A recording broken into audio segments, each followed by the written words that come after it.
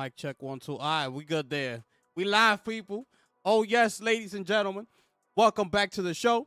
It is I, your host, Gifted Gamer 204, and we back at it again, ladies and gentlemen, with another banger. Shout outs to my brother Michael West in the building. I see you, my brother. I got you. I seen that, my brother.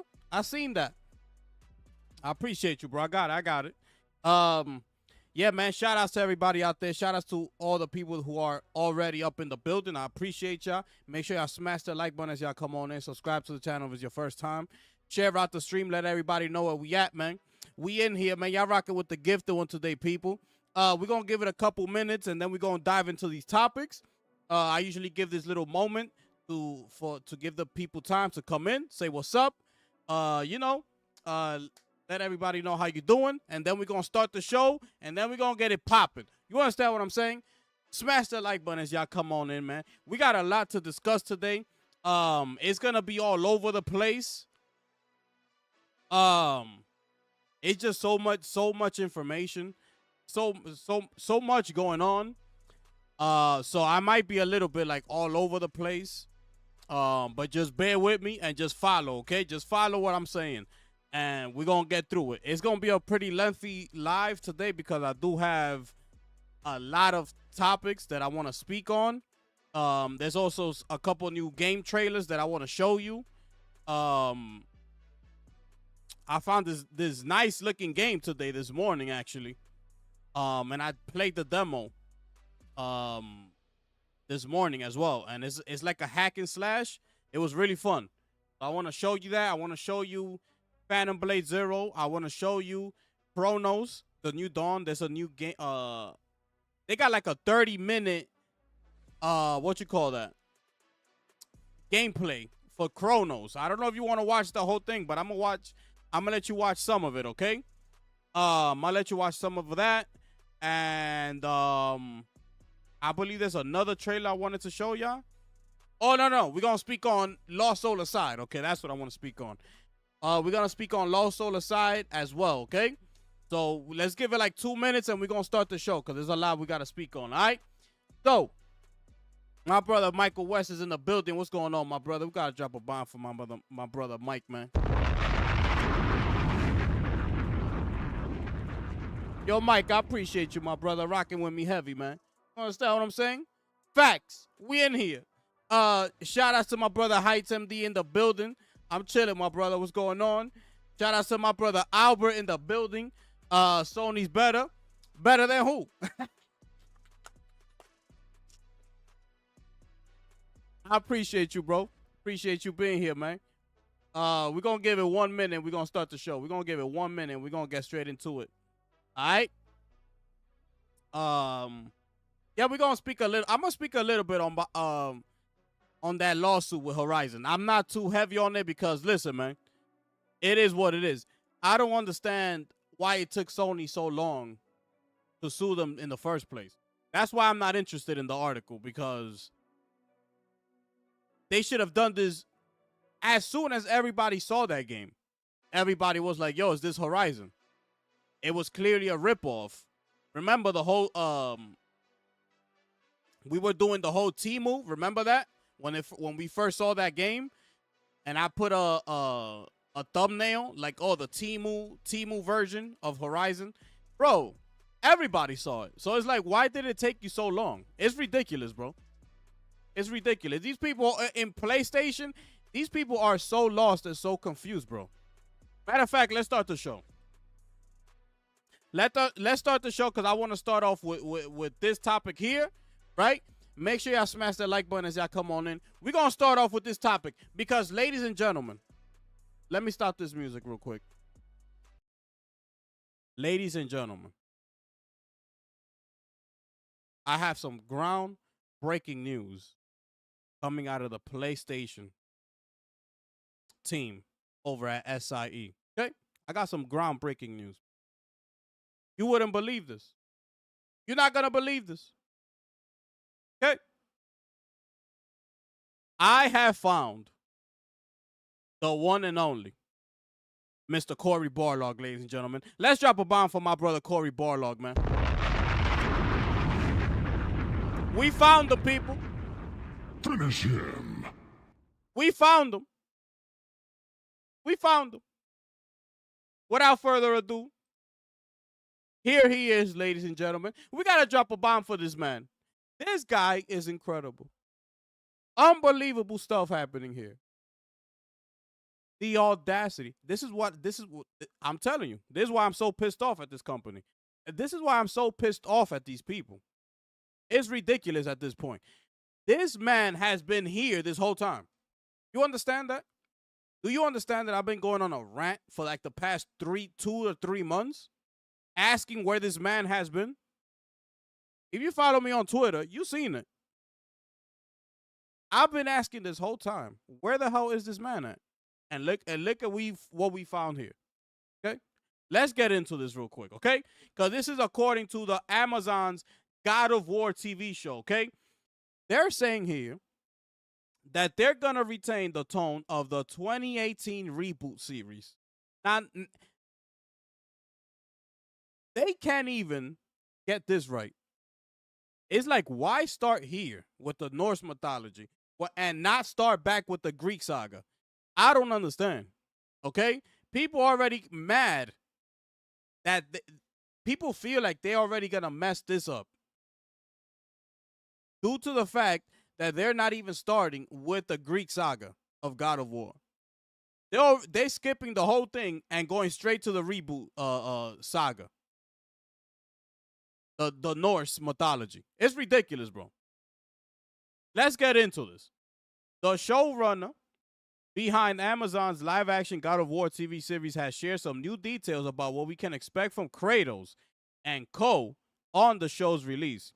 Speaking with Collider at San Diego Comic-Con, series showrunner and former Battlestar Galactica executive producer Ronald D. Moore confirmed Amazon's God of War adaptation will remain largely faithful to Sony Santa Monica's 2018 game, though it won't be a frame-by-frame remake. Quote, this world and this universe are really rich, and it's interesting.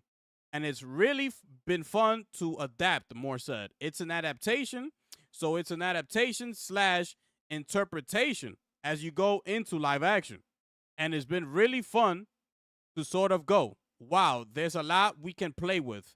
Okay, we want to keep the story, we want to keep the characters and the spirit of it. There's all this stuff that you can keep turning to for inspiration. It's really been interesting, okay? The showrunner also added that game director, the one and only Mr. Cory Barlog, is actively involved with the project, and with Moore calling Barlog, who also helmed 2022's God of War sequel Ragnarok, a genius. Now, mind you, Cory Barlog did not work.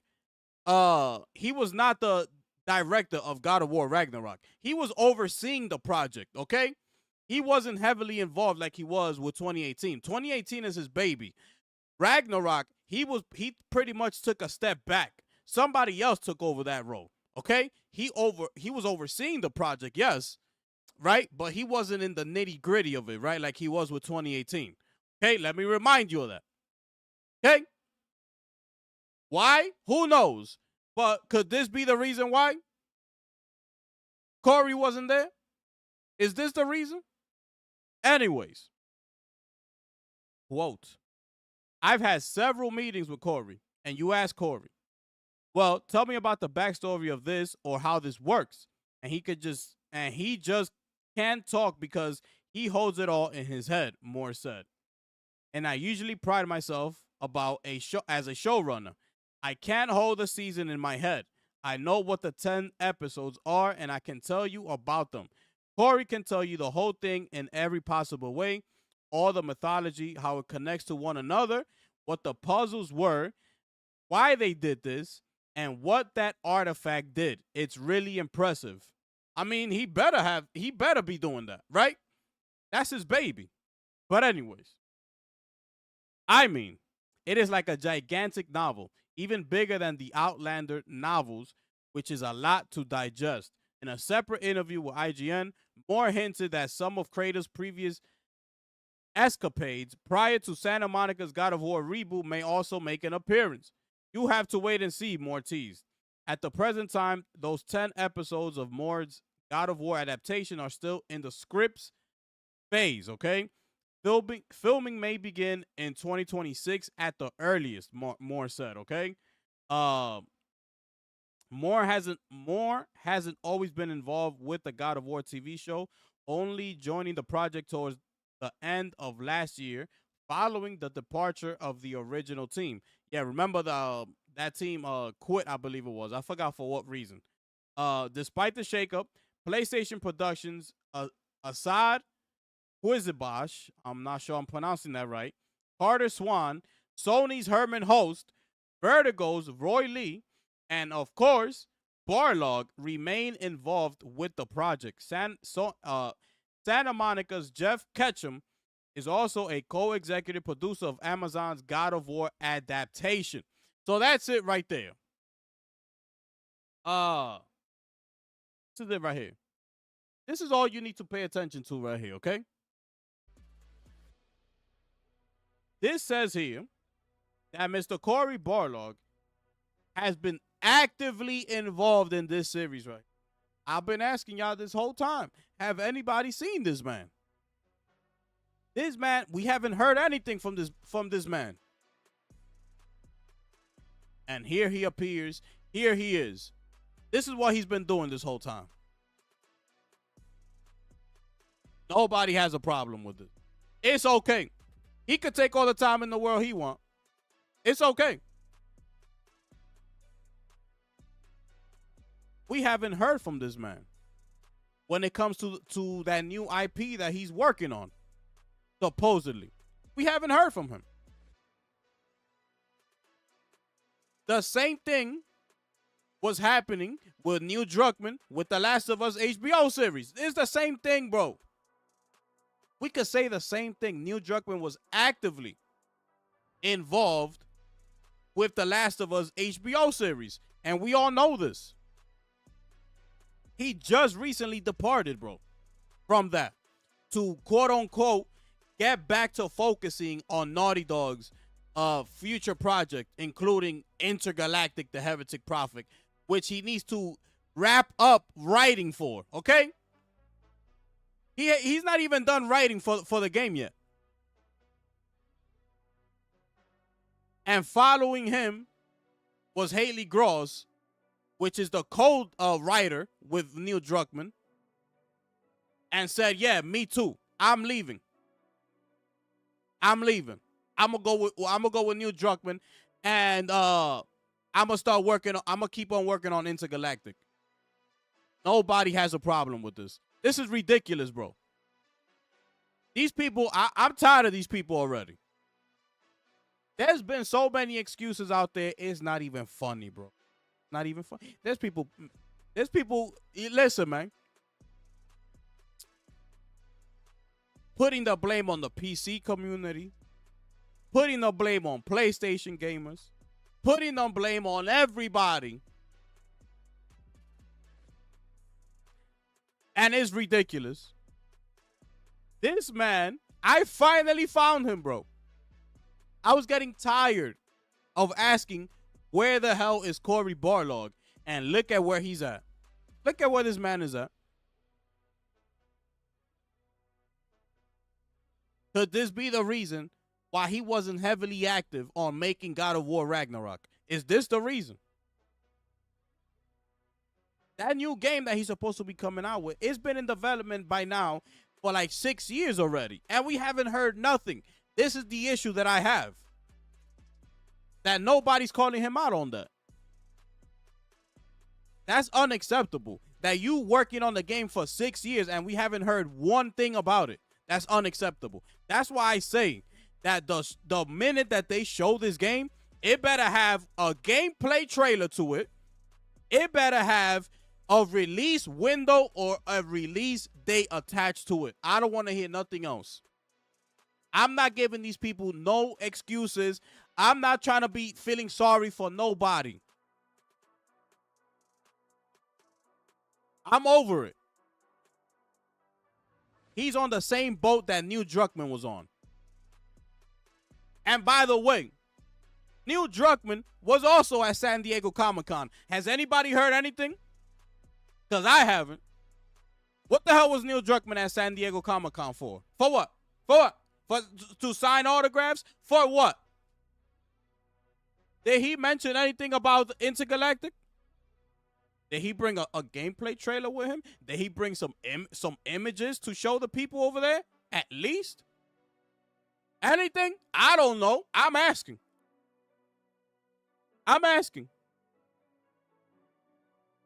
Because it's been crickets. It's been crickets since San Diego Comic-Con. And he attended the event. What the hell was he there for? This is disgusting, bro. It's disgusting. Yo, shout out to my brother Mask in the building. We got to drop a bomb for my brother Mask, man. Holding it down. You understand what I'm saying? Staying strong and firm up in here.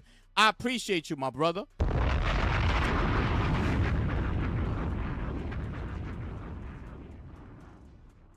Hope you and the family good, bro. Appreciate you pulling up. Oh, we found him. We found him. He's right here. This is where this man been at this whole time. Nobody sees a problem with this. This is what I don't understand, bro. It's like all these years with this console war, and granted I wasn't on YouTube yet, but from what I could see from the research I've done, it's been back and forth, right? PlayStation, Xbox. The same thing that PlayStation people was blaming and causing the Xbox community to be, they are now turning into those same people. This is ridiculous. And I'm going to show you how pathetic PlayStation is. I'm going to show you in just a minute. But anyways, before I do that, they are acting the same way the Xbox community was acting when it was their time. When it was their time, everybody was getting at them. And I got to quote Porter Rock on this because he made a great statement here. Okay?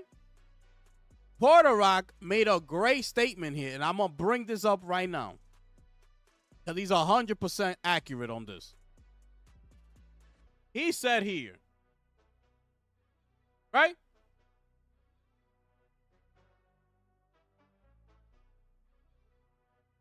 Okay, so some are saying it doesn't matter if PS puts their games everywhere. I'm staying on PlayStation. Okay, there's nothing wrong with that. And this is what people don't understand. There's nothing wrong with that. It's okay. Right? It's okay. There's nothing wrong with that. You choose where you want to play at. There's nothing wrong with it. Okay? But why did you make fun of Xbox gamers for doing the same thing? Some of them stayed on Xbox consoles and got mocked for it.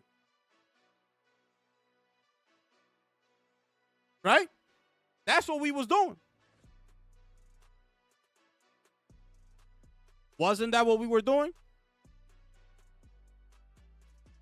Oh, Xbox don't care about you. Microsoft, Phil Spencer don't care about you. Wasn't that the talk in town? They don't care about you. Sell your Xbox, right? Come to PlayStation. You a beta tester. That's all y'all good for. It is testing out the games. This, that, and the third. Before it comes to PlayStation, that's all the Xbox console's good for. I don't even know why y'all still on that console. Am I right or wrong?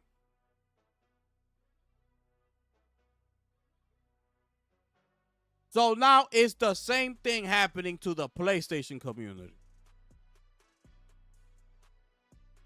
There's people out there saying that with the job posting, we overreacting. The executives always said what they said. They stood on it since back in 2020. Now people want to start bringing up things that were said in 2020 with Herman Host, talking about the PC strategy, this, that, and the third. It's ridiculous. that not one time did the words Xbox come out of these people's mouths. Helldivers goes to Xbox. Oh, we been knew this already. Says who? Because I didn't hear anybody saying that. I didn't hear nobody saying that. All of a sudden, this is included as part of the multi-platform strategy that Herman Holt said back in 2020. This is what I'm talking about. This is ridiculous, bro. These people are moving the goalpost so much, it's not even funny anymore. Right? And this, you got people, and this is the thing, right? Because what I keep telling y'all, when you want to get something done and you want a company to hear you, you got to hit them where it hurts, okay? Which is in their pockets. Now run your mouth on your damn platform so you can say, I told you so. Okay? That's what y'all do. I want to run mouths up in here because I wasn't here. Y'all want to run your mouth. I told you this back in this day. I told you. All y'all doing that for is exactly that. It's to have the reason for you to say, I told you so. Because what y'all should have been doing, okay? When you want to get something done, where did I put that at? Where I put this at? Wait.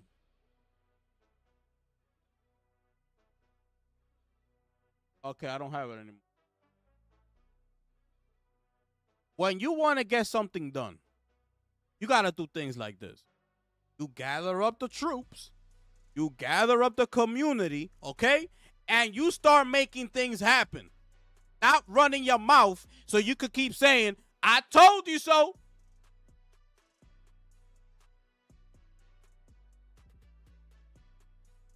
These people are ridiculous.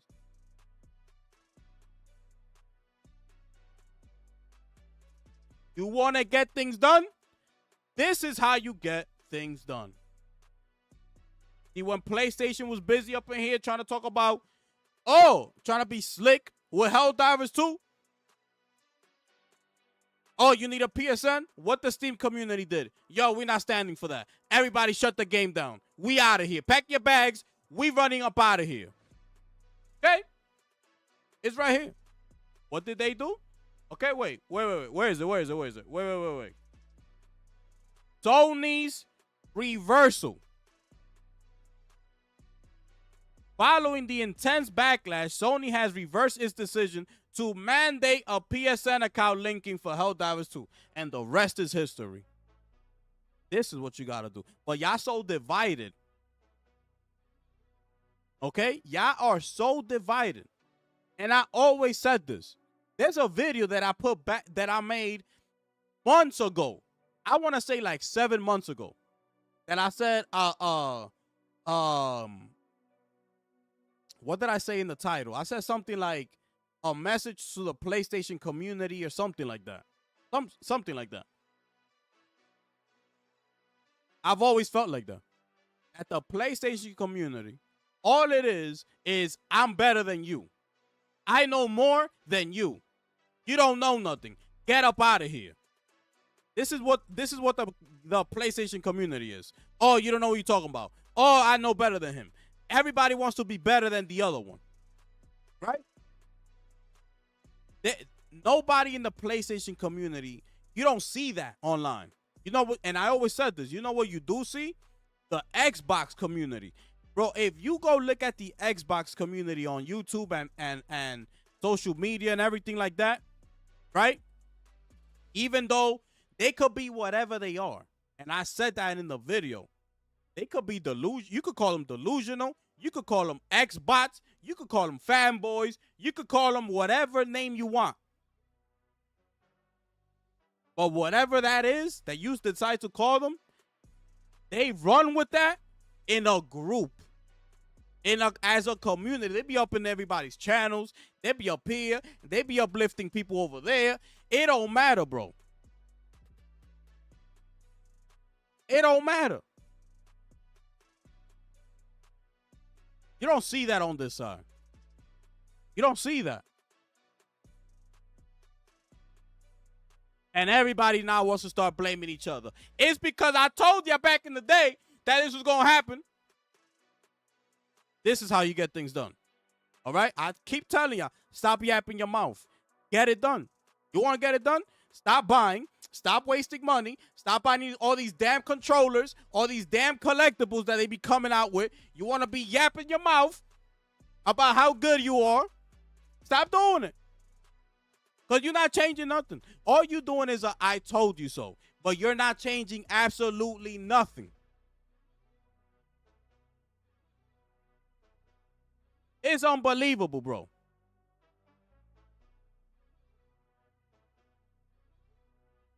And nobody has asked where this man has been. These people are pleading to Insomniac, a company that has delivered 3 games already this generation, to please show us Wolverine already.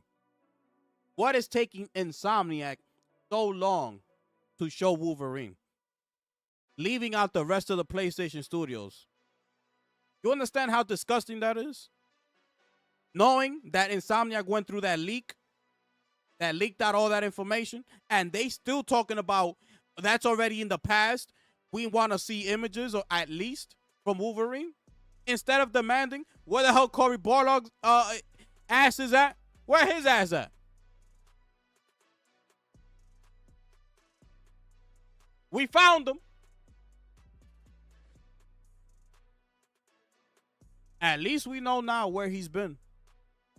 This is where he's been this whole time. It don't matter.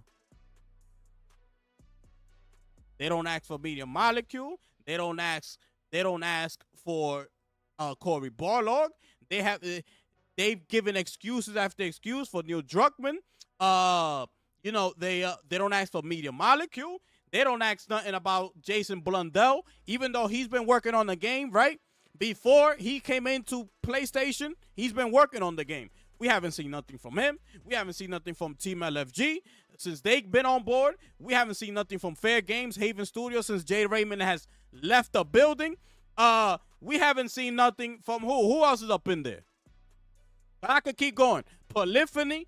We haven't seen nothing from who else is up in there? We could keep going. We've seen games from the same people. That's what we've been seeing. Okay? Sucker Punch. I already told you. Ghost of Tsushima, Ghost of Yote.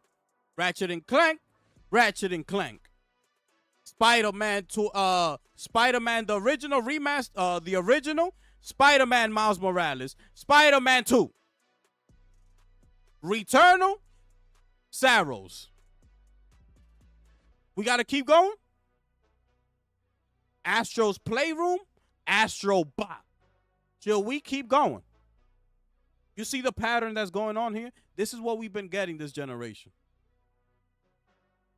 Nothing new. Nothing new. It's either the sequel or the third installment or something, or off of the main title with a smaller title. That's all we've been getting. Demon Souls remake. Okay? Nothing new. Nothing. This is ridiculous. These people are going so far now to try to defend PlayStation that they are now bringing the likes of MLB The Show into conversation. Oh, but we got MLB The Show. You didn't see that one coming, did you? It's a first-party title. It's PlayStation. It's San Diego. This is how far these people are going to defend this company. That they are bringing MLB The Show into the conversation as a first-party title game. They are now bringing MLB The Show as a successful live service game. They're bringing these games up into the conversation now because they know what's going on. And as of before, they would have never done it.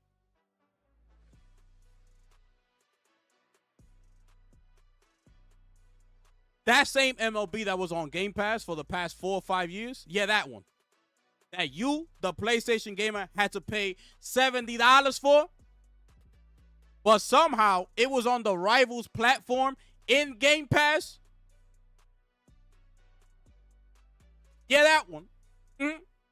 That's the game that these people have decided to bring into the fold now. That one. Were they mad done at PlayStation for doing something like that? Or nah, we're going to brush it off. It's all good. We like to pay the $70. We don't got a problem with it. Instead of asking, well, why we not getting it on PlayStation Plus if they getting it on Game Pass? This is ridiculous, bro. These people make me sick.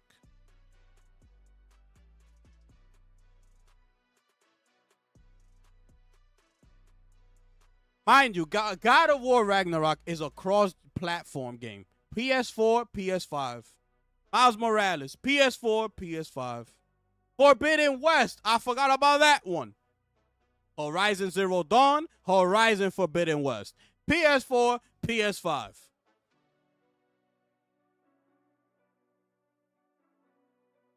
MLB The Show up until this one was cross-gen. They finally bumped it up to PS5 only.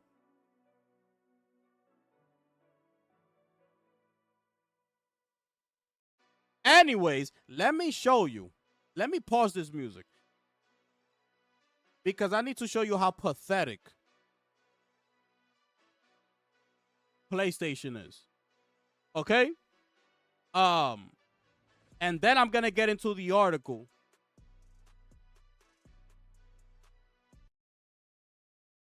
Hold on, did I put this to stream over here? Let me show you, right? Let me show you how pathetic PlayStation is right now. Look at how much they need to move the goalpost. Just pay attention to what they're saying, right? Check this out. I want you to check this out, right? And then I'll get into this. But let's look at this real quick, right?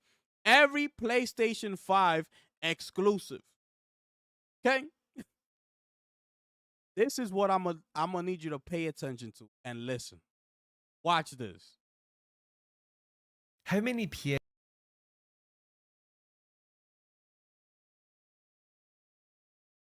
How many PS5 first-party exclusives are there actually available right now on PS5? Well, let's find out.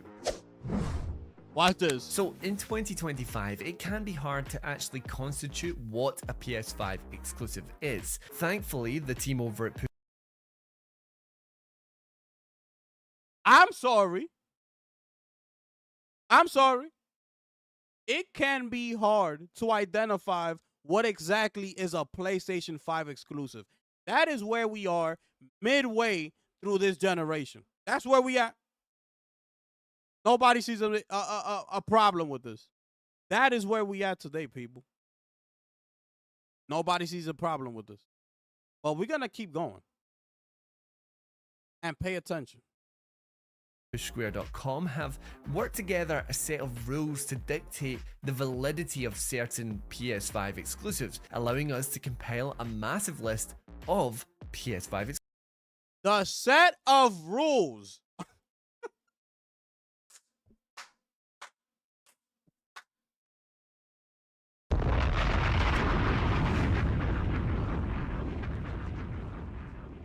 Finish him. Bro, this guy has to put in a set of rules in order for you to count the game that he's going to mention as a PlayStation 5 exclusive. Are you understanding how ridiculous that sounds? Ain't no set of rules. Is it a PlayStation first party title? And is it a PlayStation 5 only damn game?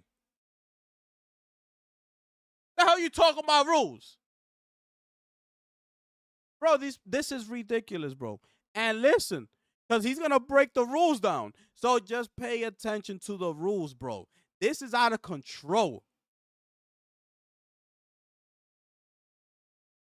exclusives. So let's get into the rules first. Number 1, it has to have been published by Sony. Number 2, it may be available on PS4 as well as PS5.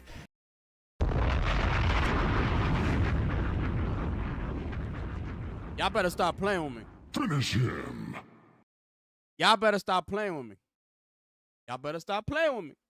I'll be telling y'all. Yeah, a lot of people out here be thinking I'm capping. Like I'm just want to be hating on PlayStation now. Like if I'm turning heel or something.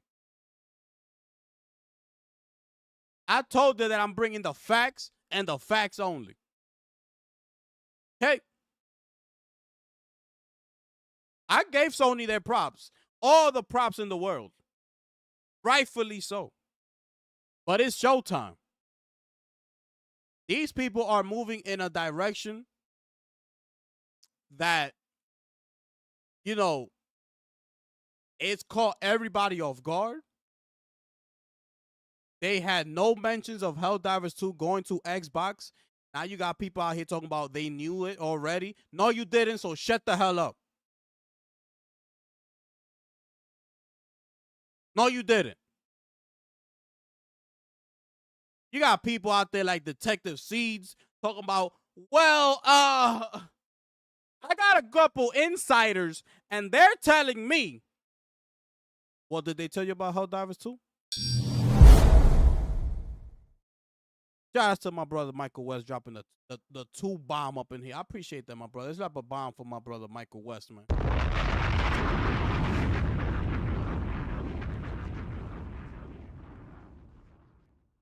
Finish him. PlayStation exclusive is dead this generation. Facts. Facts. I appreciate that, bro. Did somebody tell Detective C that somehow Helldivers was gonna make its way to Xbox? Detective C goes on and says, well, I don't just get information if I don't ask for it. I'm sorry. If this certain particular insider is so close to you, because I put myself in these people's shoes, right? This is what I do.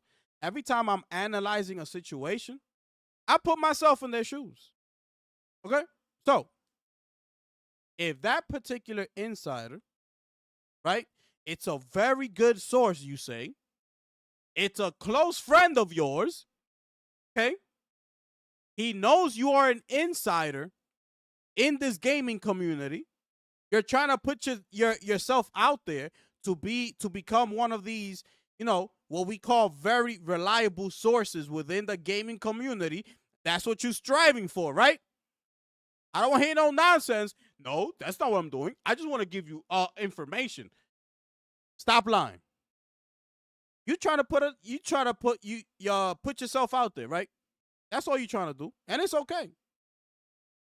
So your friend knowing all this information, wouldn't you think that he would come to me if that friend is that close to me and will tell me, yo, Gifted, I got some breaking news for you, my brother. You got to keep it, you got to say this very strategic. You cannot say where you got it from. If it was somebody within PlayStation, you cannot break where you got this news source from. You can't do it. But I got something crazy for you. And you going to be the only one. Yeah. Yo, what is it? What is it? What? Tell me. Helldivers 2 is going on Xbox. Oh, my goodness. Finish him. Now, you tell me. You don't think that would have been the situation if it's a close friend of mine that works within PlayStation and had that sort of information and would come to me knowing who I am? I'm Detective Seeds. I'm the one that I'm trying to put my name out there. Come on, let's be for real. Let's be for real. I would have told him, you got it, my brother. I'm not going to say that it came from any type of source within PlayStation, SIE, Sony. I'm not going to say how close this person is to me. I'm not going to say whatever information you don't want me to say. I'm going to strictly put it out there as I gathered up some information that is going to blow everybody's minds. I cannot say where I got it from, who, what, when, where, why. But trust and believe, okay, that the information that I'm about to give you is 100% legit. Helldivers 2 is going to Xbox. You don't think that would have been the way? But no. If I don't ask for the information, I'm not going to know about it. It makes no sense, bro. Anyways, let's continue on with these rules, okay? Let me backtrack this a little bit, okay? The rules. Let's get into the rules first. Number 1, it has to have been published by Sony. Number 2, it may be available on PS4 as well as PS5. Number 3, it can have been ported to PC but must not be available on Xbox or Switch. Number 4, the game may be a remake or remaster. Number 5, it may have been developed by an external studio. And number 6, the game's IP may be owned by another company. So with all of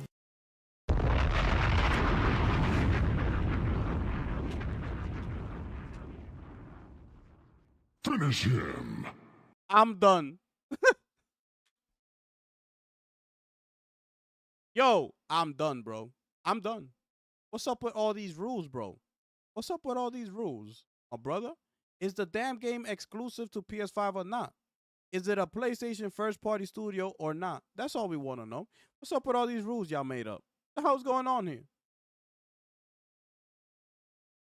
Yo, this is ridiculous. I'm telling you, this is how bad it's gotten. All the games that are coming out now, right? All those games were already in development. So this is what people are not understanding. All these games, Spider-Man 2s, your Helldiver 2s, your Astrobots, Ghost of Yote, Staros, Wolverine, Intergalactic. All these games were already in the works. Okay? I'm trying to get you to think past beyond that. What is it that we're going to be seeing? And by the time we get to that beyond, we're going to be on PS6 already. So you fast forward and take this generation away, PS5, we've gotten nothing, bro. We've gotten nothing. A bunch of second-party titles, third-party titles, exclusivity deals, that's what PlayStation is known for and glorified for, right? But then people, this is what PlayStation has been good at from jump. Building relationships with these developers, right? And we've praised them for that, right? That's what they're good at. At the same time, Microsoft has always been mad about that because they feel like they're money-hatting the games. They're keeping a lot of titles away from their platform. So in that case, their gamers aren't getting the opportunity to play these games that PlayStation keeps making these deals with. Right? The latest one being Black Myth Wukong, which is out there. It's not 100% certain, but a lot of people are thinking, yo, there was a deal under the table somehow due to the fact that PlayStation was in the lab with them, trying to get that PlayStation port, ready to go, helping them in the development stages, right? But this is what PlayStation has been known for. And rightfully so, because they have to attend their gamers, right? They're in business for Sony, for PlayStation. So they got to do what they got to do. They're well respected within the industry, so they are able to create all these relationships. They have the likes of Yoshi, right? Yoshi is somebody who's well respected in the industry. So once he steps in the room, it's like, oh my goodness, like Yoshi's here. So they had all these people in position to make all these decisions and make all these deals with these developers. Xbox never had none of that. So what does Xbox decide to do? They decide to flex the only way they know how to flex, which is what? Money. Which is what? Buy everybody up. Oh, you don't want to have no deals with us? You want to be over there with PlayStation all this time, making exclusivity deals, behind our backs. We don't get those games. Okay, so do you. I'm going to go over here and I'm going to buy up ABK. Y'all go with that? Nah, you can't do that. You can't do that. That's not good for business. So what you talking about? It's the same thing Sony's doing. They just doing it their way. Sony don't have the type of money that Microsoft has. I've been telling y'all. Their money is not long. That's Microsoft. So they decide to flex the only way they know how to flex. While PlayStation is flexing the only way they know how to flex. You understand? It's the same thing. But people want to look at it from different lenses. But it's the same thing. They flexing their power, their superpower. So, let me take this off the screen. I just wanted to show you this because this is how ridiculous this generation has been. I told you. All we've been getting is the same title from PS4 to PS5. I already mentioned that to y'all. The minute that we get a real, fresh IP built exclusively for the PlayStation 5 that everybody was asking for and wanting to see what the PS5 could do and things like that, this is what ended up happening. This is what ended up happening. Okay? Within the first 2 months of release, 560,000 copies for Returnal.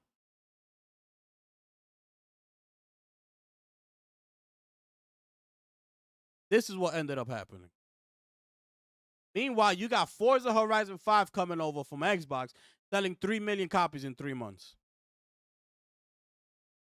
Beating out all these damn Sony IPs, including little old Astrobot. Get Mr. Game of the Year himself. And nobody got a problem. I'm still PlayStation, though. I don't got a problem. I'm still PlayStation all the way. All the way. Which is fine. Stellar Blade. Stellar Blade's another one. Okay? I'm still PlayStation, though. I don't got a problem with nothing that these people doing. Whatever the case is, it's all good. It's all right. You could be a console gamer. You could stay on PlayStation. But now, we cannot get mad at the Xbox console gamer that decided after all this happened within Xbox, they still gaming on Xbox consoles. Stop hating. Because the same thing now is going to happen to you. So what's the difference? That theirs are day and date and yours is not? It's still going over there. It's still going over there. People talking about, well, are you going to wait? Are you going to wait then in order to play the first party games? Well, you're only coming out with one game a year. We might as well wait. What the hell are you talking about? You acting like Sony's dropping 3 bangers a year. We getting one game from PlayStation each year. Think people care? People don't care. I got a PS5 Pro. I'm getting my damn money's worth. If I want to buy the game, I'll buy it. If I don't want to buy that game, I'm not going to buy it. Next. These people are ridiculous. These people, by the way, they are now hanging on to the words of Shinobi over on Twitter to save them. But look what Shinobi said. He's a very reliable source. PS5 are really getting carried away with this job listing. Now, all of a sudden, everybody want to hang on to what Shinobi said. The hell Shinobi know? What he knows about this situation? What does he know? Please, enlighten me. What does he know? Somebody asked him if PlayStation has ever mentioned the words Xbox when it comes to their job description. Yes or no? You could see words like multi-platform. You could see words, multi-strategy. Every other platform. Every book in the dictionary besides the word Xbox. This particular job has Xbox within the description. If I'm applying for a job and that job has in the description, I'm going to be porting for Steam, Epic, Xbox, mobile. What the hell do you think that means, bro? What do you think that means? It's right there in your face. It didn't just say live service. It didn't just say multi-platform strategy, global, world strategy. It said Xbox specifically. So what are we confused about? What is it that these people keep saying that we're confused about? About what? It says Xbox. Who's that? That's some insider that be up on Twitter. Shinobi. People want to hang on to his words now. It's ridiculous. These people are out of control. Did I tell you about Lego Horizon? Before I move on, let me just tell y'all real quick. In case y'all didn't know, Lego Horizon came out for PS5, PC, Nintendo Switch. You know where it didn't come out? PS4. You know that platform that they keep saying that they got to keep feeding them because there's still over whatever amount of millions of gamers on PS4? You see that platform?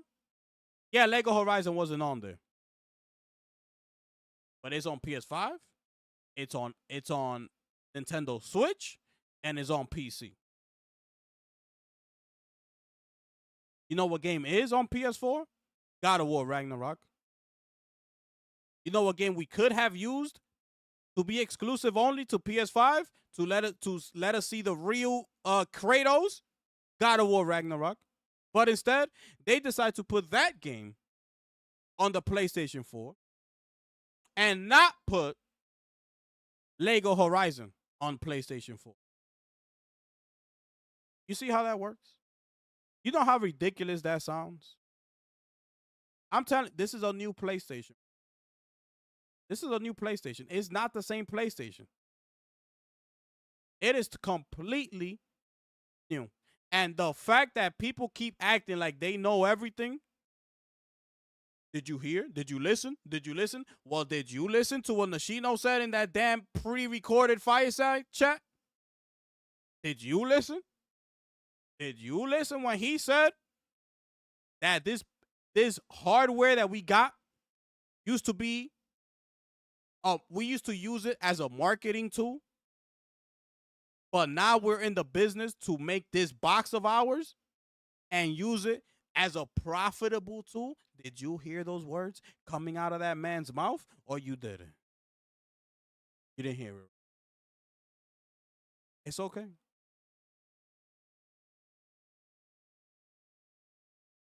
Am I missing something here? Am I bugging? Because you could tell me if I'm bugging. It's okay. And if I'm wrong, I'll take it. I don't have a problem being wrong. I don't. I absolutely don't have a problem. But these people's feelings, and I get it. You could be upset. I'm upset.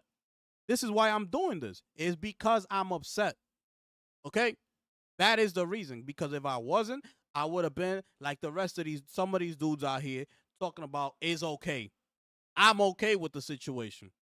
Go ahead, go to Xbox. I don't care. That's how I would have been. I don't care. I'm happy. I'm happy. You know, I was okay with just PC, right? We was okay with that, right? It's okay if they get it a year later. I already played the game. They got money to make. Go ahead. But now, they crossed over to Xbox without even mentioning it. Okay? Without even telling their people that they had a strategy to cross over to Xbox. Phil Spencer and Satya came out and said, listen, man, there's no red lines up in here. Everything is going over there. If you got a problem with it, I don't give a damn. Okay? Satya Nadella, Phil Spencer, they came out and they said it to their people. What did everybody do? Everybody was upset. But guess what? They told them.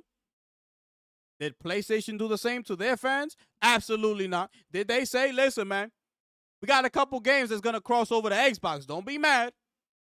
You know, we just gotta try to get some money because certain games aren't making as much money as we thought they were. You know, this, that, and the third. Make up any damn PR statement y'all know how to do. Did PlayStation do that? No. You know what they did? They went sneaked up in the Xbox building and they decided to put it on Xbox. Like a thief in the night.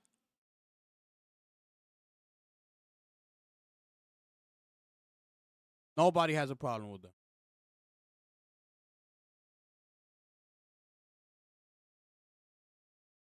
Apparently,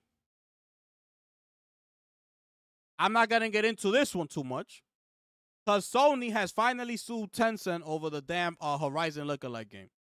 When this game came out, when we saw this trailer, the first thing that everybody thought about, why isn't Sony suing this Tencent over this game? It was clear as day. Nothing. Why now? I don't understand. I'm confused, and you know what? I don't care. I don't care if Sony wins the battle with Tencent. If they lose the battle with Tencent, I could care less. Because why didn't they do this before? This makes no sense. Remember, I was trying to put pieces together at that time when this happened. I was like, you know, bro, I was so locked in. I was like, yo, will you think that Sony is allowing Tencent to make this game, you know, because Tencent might be a win-win. Tencent might be allowing Sony to purchase Kadokawa. Remember that? In order for them to attain the rights of all these huge games.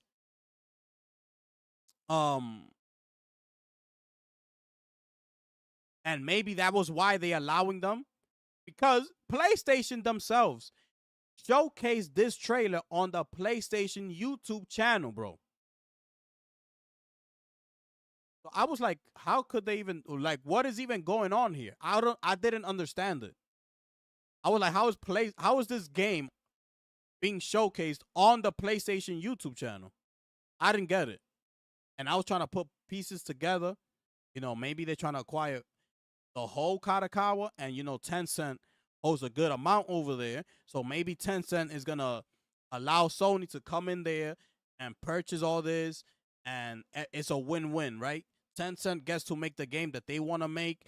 Sony acquires Kadokawa and does what they want to do with that. You know, I was trying to put it together.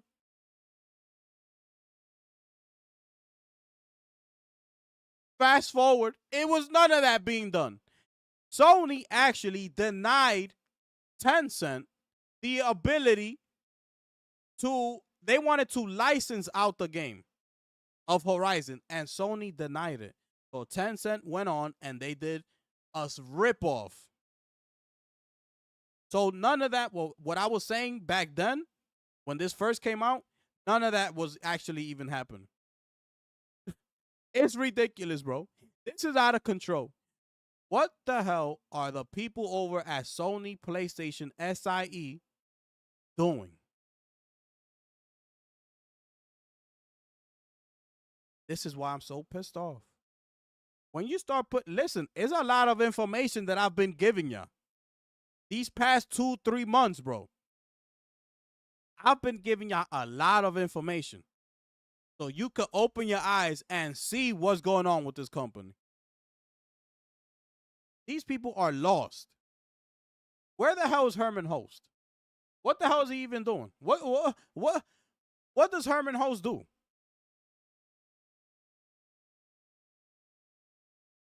To allow something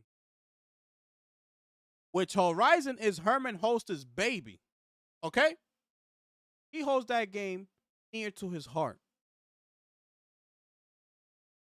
And it took them this long to go ahead and sue Tencent. This is unbelievable. It's unbelievable. These people don't know what the hell they're doing.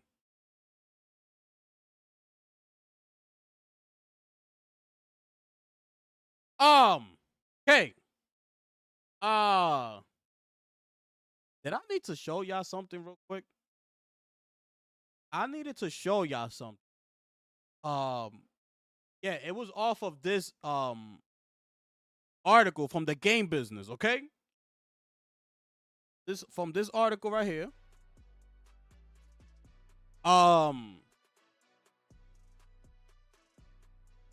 You know, people feel how they feel when it comes to Matt Piscatella.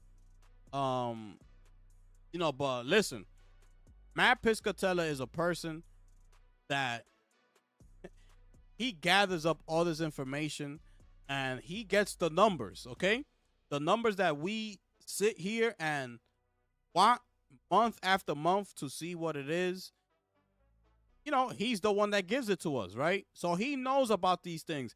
He goes behind the scenes and he sees in the direction that the gaming space is moving. He could see it. So he says here that the games industry multi-format future is working, according to Circana. Okay? Hold on. Okay. According to Circana. So they say here, let me read you this article real quick, because then I'm going to show you some numbers. He says, we're way beyond the point where people will swap game consoles for exclusive games, says Circana game boss Matt Piscatella. Speaking on the Game Business Show after the release of the latest Circana market data for the U.S., Piscatella discussed the success of Forza Horizon 5 and Stellar Blade. Microsoft's Forza Horizon 5 was published on PS5 in April, having initially launched in 2021 for Xbox and PC. The PS5 release helped the game reach number 3 in May in the US and was still going strong at number 6 in June. It's now the 11th best-selling game of the year in the country and one of the best PS5 games of the year worldwide. Which is, by the way, not one of it is the PlayStation 5 best-selling game of 2025. That means it's beat out. See, every game that came out this year, okay, including Kingdom Come, Monster Hunter Wilds, the rest of them. Forza Horizon 5 is PlayStation 5's best-selling game so far. Okay? This is a game that came out in 2021. Okay? Meanwhile, Stellar Blade was a PS5 exclusive from 2024 that transitioned to PC in June of this year. As a result, the Sony game rose from number 185 in May to number 5 in June in the US charts. We've been seeing this now for about a year or so, Piscatella said. Every month, you're seeing a game pop up that's been gone for a while, and you're like, how did that happen? Well, it came out on another platform. people who buy a hardware system these days, they're doing it because of the ecosystem, because of their friends list. You're not going to get people to transition consoles because of exclusives anymore. We're way beyond that point. People are entrenched into their systems, and bringing the content to them is the only way to win. And that is what everyone is doing, except for Nintendo. They tend to do their own thing. Even they could benefit from it, but of course they won't. That's not their MO.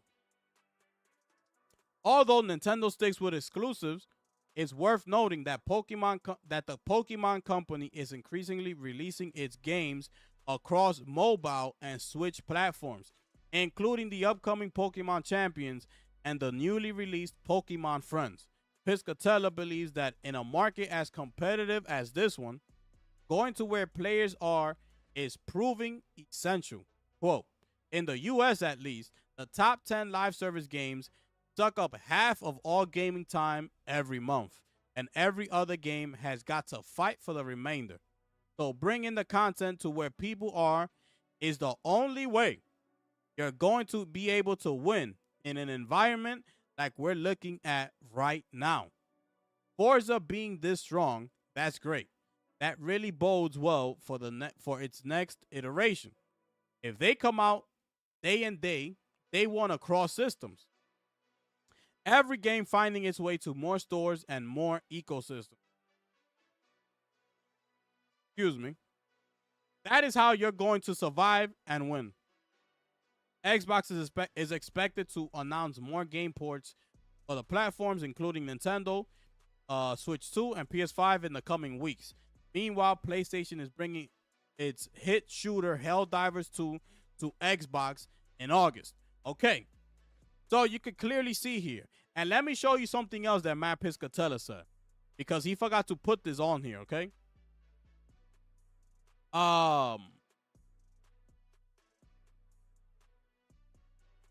Matt Piscatella, hold on. I forgot something.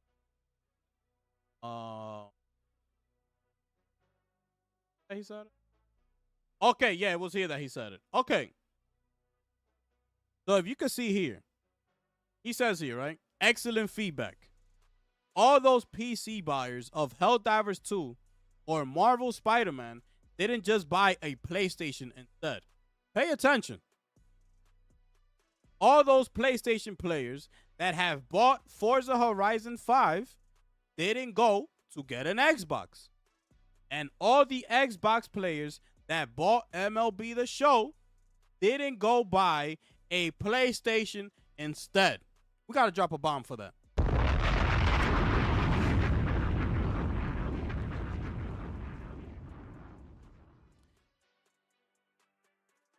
People have their preferred platforms on which they like to play. Few console players own multiple consoles, let alone all three. PC players love playing on PC, and many others play mobile exclusively. Huge numbers just to play Fortnite or Roblox, and games as platforms are only getting bigger. If you want to still think that it's 2005, and there's a group of video game players out there who are going to move away from their preferred platforms on which some have accumulated nearly 20 years of content in their libraries and buy an entirely new system to play one game, well, have fun with that. This goes to all the people. Let me finish. Look around. Formerly console exclusive IP are finding tremendous success with multi-platform strategies. Best chance for success is to reach as many potential players as possible, especially considering just how greedy and massive the biggest live service behemoths are. Not about the box. But what about Nintendo? Nintendo is a unicorn. No other company can replicate what it does. The brand loyalty it has built over decades, or the massive cultural presence of its IP. Look at literally any other company and what they are doing to fend off Fortnite Mobile or Roblox. This market is not going back to a world of high walled gardens and expensive barriers to player entry. Not in a market that is competitive with so much content that is widely available on any device, which is quite often free to play. The console wars have been over for a while. Let it go. My goodness, we gotta drop a bomb for Matt Piscatella.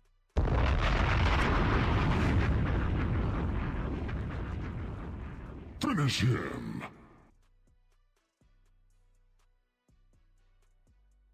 I had another thing from Matt Piscatella. I don't know why it came off of it. Because he mentioned something. Oh, here it is. Here it is.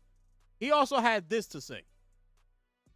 So from the June reporting that he posted, he says this. A fun U.S. video game sales fact I missed in the June reporting. MLB The Show tracked full game dollar sales are currently on record pace for the franchise, with spending now tracking 3% ahead of 2021. A real home run or something, right?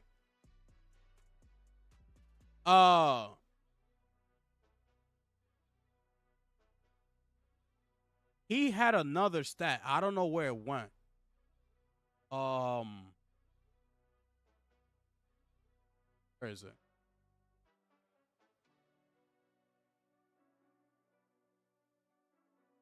Okay, I'm not gonna find it here. I don't know why it came off. I had it on the screen. But anyways, this game is now at a record pace of selling copies. Mind you, this game is no longer on Game Pass anymore. Meaning what? People on Xbox are buying this game. This is on record pace for the franchise. It is up 3% from the 2021, which was, according to Matt, that's when it was on record pace. It was in the year 2021. This year is not on Game Pass. Remember that. They took it off Game Pass. So they had to buy the game. And it is now on record pace. So you think about that. I want to find, because he mentioned something else, but I'm not going to find it. And obviously, I'm not going to have the time right now to look for it. I'm not going to have the time right now to look. Oh, this is what I wanted to find right here. So, check this out. Remember that little game called Ready or Not? Right? That sold 1 million copies in 4 days? Y'all remember that game? 1 million copies in 4 days? Check this out. Circana player engagement tracker. These are the top 15 titles by total week active users week ending July 19. Ready or Not placed 14th on Xbox and Steam. RoboCop went from 126 to 12 on Xbox with the Game Pass ad. And Cyberpunk 2077 saw gains across platforms, ranked 8th. Okay, now let's click on this right here. This is PlayStation's US top 15. This is Xbox US top 15. Are you noticing something? Are you noticing something? There's Ready or Not right there. This is the top 15 for the week ending in July 19. This is Xbox, PlayStation. Why isn't Ready or Not on this PlayStation list here? But it comes out over here on the Xbox chart. Now, we don't know sales numbers. Not yet. I haven't seen Matt Piscatella bring out the sales numbers for the game yet. We do know that it sold 1 million copies in 4 days. That's on the top 15 for Xbox most played games. Active users. It's not on PlayStations. It's not on PlayStations. So what the hell is going on here? You know, all I see here Call of Duty, Fortnite, Roblox, NBA, Grand Theft Auto 5, Marvel Rivals, Mike. Bro, people on PlayStation play the same game over and over. Now, let's take you over to this chart. This is the Steam charts. Now we crossed over to Steam. We got Mexico, we got Canada, and we got US at the far left. US is in the far left. You see Counter-Strike 2, Peak, right? Marvel Rivals. The top 3 is pretty much the same. Helldivers 2, number 4 on the Steam charts. On US and Canada, and is number 5 in the Steam charts over on Mexico. Can we drop a bomb for the Steam users out there for holding down Helldivers 2 this long? Can we do that? Let's drop a bomb for them.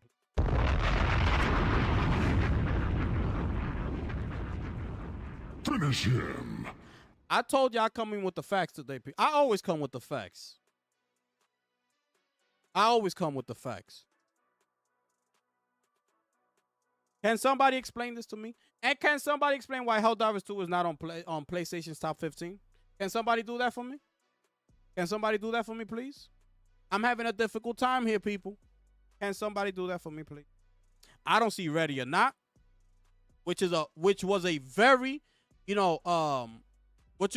trending game when it released on console. I don't want to hear that it wasn't. Okay? Don't come up in here trying to lie, talking about no, it wasn't, because yes, it was. It sold 1 million copies in 4 days. Why isn't that game in the top 15 for PlayStation? But it's in the top 15 for Xbox. Why isn't Helldivers 2 there? Why? Why is Helldivers 2 all over the Steam charts in Mexico, Canada, and United States of America? Why? I want to know. I'm having a difficult time, ladies and gentlemen. As you can see, I'm here thinking. I'm trying to figure it out. I can't figure it out. This is ridiculous.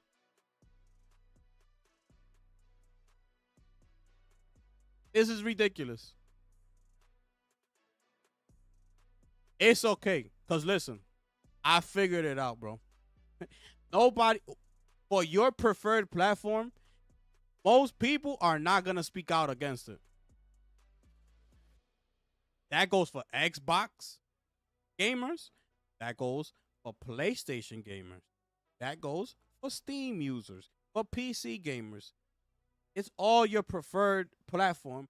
You got to defend it by any means necessary. That's the situation.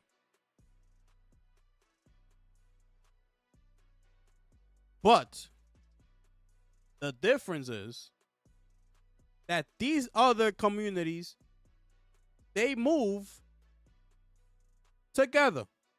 I just showed you 2 examples. I showed you the Steam community with the PSN login for Helldivers 2. I showed you how that community moved together. They made Sony forfeit. They made Sony wave the white flag. Okay, we'll take it off.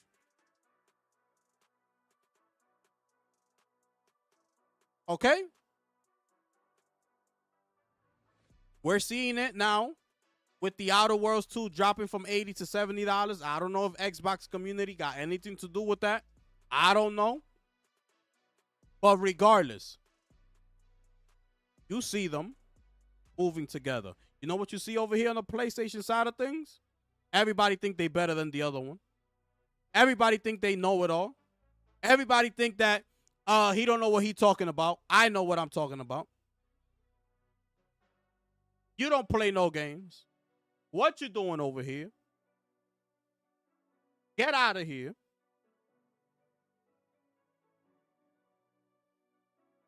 Fast forward, PlayStation's going third party, and there's nothing you could do about it. Because all y'all wanted to do is run your damn mouth.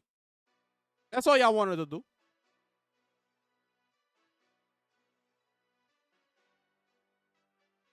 Can somebody explain to me why PlayStation's Helldivers 2 is on Canada and US Steam charts top 15 and it is nowhere to be seen over on PlayStation? Ready or Not, which is a PC game, which is what you call it, a very popular PC game, finally crosses over to console gamers and somehow made his way to Xbox's top 15, but it is nowhere in sight for the PlayStation's top 15.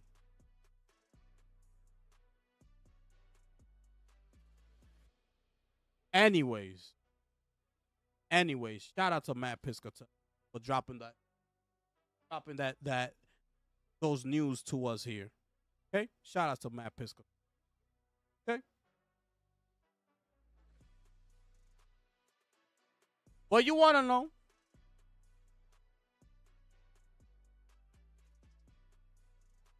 I know, that's all good.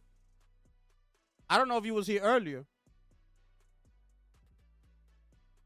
But just know that PlayStation going third party, and that's totally fine.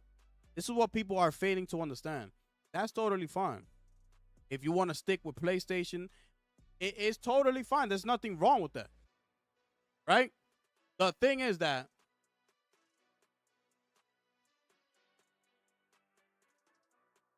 since you want to stay on PlayStation after all the information that's been given to you, you could no longer speak bad about the Xbox console gamer that after all the bad information was given to them, they decided to stick to play on an Xbox console.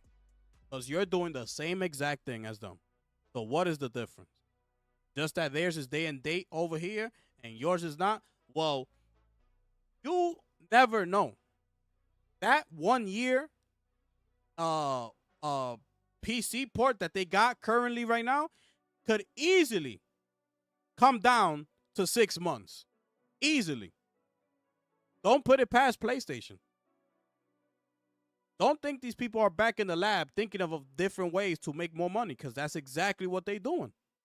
And if they could somehow get these games to release 6 months after the release on their platform onto PC and Xbox and Nintendo Switch 2, if they could make that happen, they're going to make it happen. If you cool with that, that's totally fine. Okay? That is totally fine. I'm not cool with that. That's what I'm trying to let you know. I'm not cool with that. If that's the case, I already have a PC. I'm going to just sell my PS5 Pro. That's all I'm going to end up doing. If it gets to the point where it's only 6 months, we got to wait, I'm going to wait. There's no reason for me to be paying for PS Plus year after year just to wait 6 months for a game. There's no need for that. There's no need for that.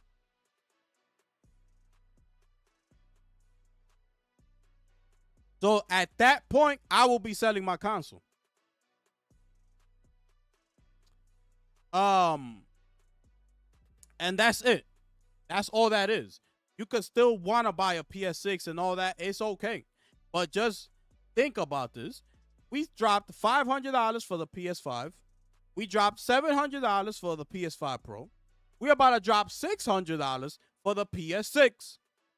All within an 8-year span, okay? I need you to pay attention. All within an 8-year span. That's a total of $1,800 that if Sony would have came out and said that we're thinking about multi-platform strategies to make more money, if they would have spoke it like Xbox did, like Satya and Phil did, no red line, this is where we're heading, we don't need this anymore, we're going here. If Sony would have done the same, I could have saved myself some money. But you know what they did? They went behind everybody's back and they put Helldivers 2 on Xbox. That's what they did. So that's fine. But just remember, if you got a PS5 Pro and you had a PS5, I'm speaking to you. You're going to go from PS5, $500, PS5 Pro, $700, PS6, $600. In total, that's $1,800. That's all I'm saying. That's all I'm saying. But anyways, you want to know what Sony did decide to do? You want to know what they decided to do for us? Okay, let me show you.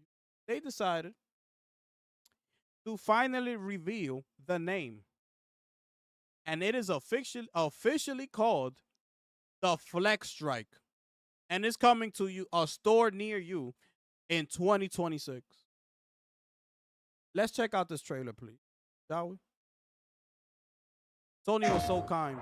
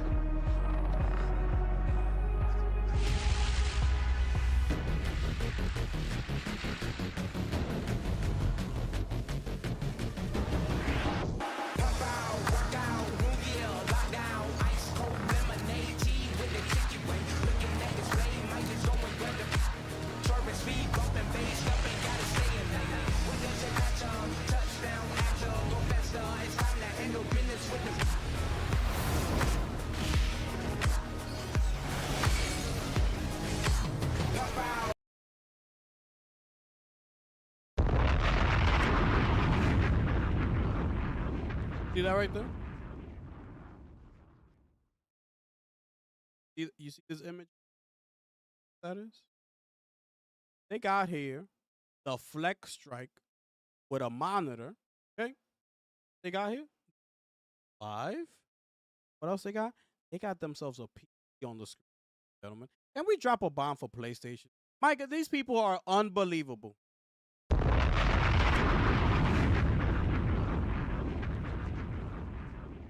Finish him. These people are unbelievable. I'm going to keep getting at these. I'm telling you, I'm sorry. It is what it is. Until they turn things around, I'm going to keep getting at them. Because I could care less about Xbox. Look at this. Look at this picture. Just look at it. That's all you got to do. It's in your face. It's right here in your face. I'm lying about this. I'm wrong about this. Am I wrong to think that it is wrong for PlayStation to have a PC up on the screen? Am I wrong to do? I'm gonna take a screenshot of this and I'm gonna post it on my Twitter. And I'm gonna be like, do you see anything wrong with this picture? There's nothing wrong with it, right? It's okay. It's whatever. The worst thing that I can't believe I fell for it. The worst thing was they're putting their games on PC because they want those PC gamers to buy a PlayStation 5 console. That is the worst excuse that I have heard. And I can't believe I fell for it. It's ridiculous. Because like Matt Piscatella told us, nobody's going to go buy the other console just because you gave us this game. No. You gave us this game. Thank you. If you decide to put more of those games over here, thank you. We're going to take them. But it's not going to be, oh, you gave me this game, I'm going to go ahead and buy your console. Nobody is thinking like that. Nobody. You would not find a PC gamer that is going to go ahead and buy themselves a PS5 because you finally put Horizon Zero Dawn on their platform. You're not going to see that. And like Mass Piscatella said, Forza Horizon, you're not going to see a PlayStation gamer buy an Xbox because you gave us Forza Horizon. No, it's just thank you. Gave us the game. I bought it because I wanted to play it. Thank you. Bring on more games over here. If I like it, I might end up buying it. That's all it is. Now you fast forward to this year's China Joy. Remember what I told you a couple days ago. It's for the Chinese market. This, that, and the third. And I'm like, bro, these people already got PC machines. They're not going to want to buy a console. Especially if you putting a game day and date on their platform. It doesn't make any sense. In the likes of Lost Soul Aside, in the likes of Phantom Blade Zero, if you putting these games day and day on PC, the likes of Black Myth Wukong, it makes no sense, bro. If you actually think about it, it don't make any sense. The right thing to do is to tell these gamers, listen, we got Black Myth, we got Phantom Blade, we got Lost Soul Aside, you know, we got Where Winds Meet, we got Ballad of Antara, we got Wuthering Waves, got ZZZ, you know, PlayStation only. It's going to come to your platform, but you're going to have to wait 6 to 12 months. Okay? Do you think these people are going to wait 6 to 12 months to play Black Myth Wukong? Or you think these people are going to go out there and buy themselves a PlayStation to play the game? Is that a better strategy? Or is the better strategy because y'all saying, well, I'm going to put myself in there because I fell for it. What we were saying back then, it's to bring those PC gamers to buy a PlayStation 5 console. Does that make any sense? How does that strategy work? Why would I need to buy your platform when you're already putting it on mine? It don't make any sense. So it's just ridiculous to think, you know, and the amount of titles that a Steam user has in their possession, I'm telling you, it's hard to let go of because there's just so many games on Steam and all the other stores that are available on PC. You know, the amount of things that you can do to think that these people are going to go ahead and buy a console for one game that you put over there, it don't make any sense. When the games that you are trying to attract them in the likes of Wukong and Phantom Blade and all those games, right? Those are the games that you're using to attract those people to come over to you, but you're putting it on their platform. Day one. It don't make no sense, bro. It don't make no sense. This is unbelievable. The amount of pushback that I'm getting and I'm hearing out there, it don't make any sense whatsoever. That strategy is pure dumb. Whoever thought about that strategy should be fired immediately because it makes no sense. Anyways, that's what PlayStation's been cooking up. Right here. Let me take a screenshot of this thing. I need to. I'm gonna post this up on my Twitter. There you go. Right there. Thank you. Thank you very much.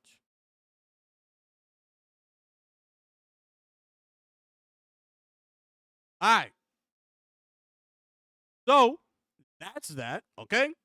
You could do it wired if you wanted to. We saw all that already here. Okay. They got a nice little traveling case right there. You want to put it in there, you know, take it with you on the road. There you go. There you go, people. Y'all let me know how y'all feel about that one. we're gonna keep moving because I want to show you this month's PlayStation games, and you will be getting Lies of P. Okay, that's coming to PlayStation in August. So you're gonna get Lies of P, you're gonna get DayZ, you're gonna get My Hero One's Justice 2. That'll be available August 5th. Okay. For that, press that. Okay. So there that information goes. Now before we move on, okay, let me see if I had anything else for y'all here. While I move on to Xbox, okay? Um let me see here. Uh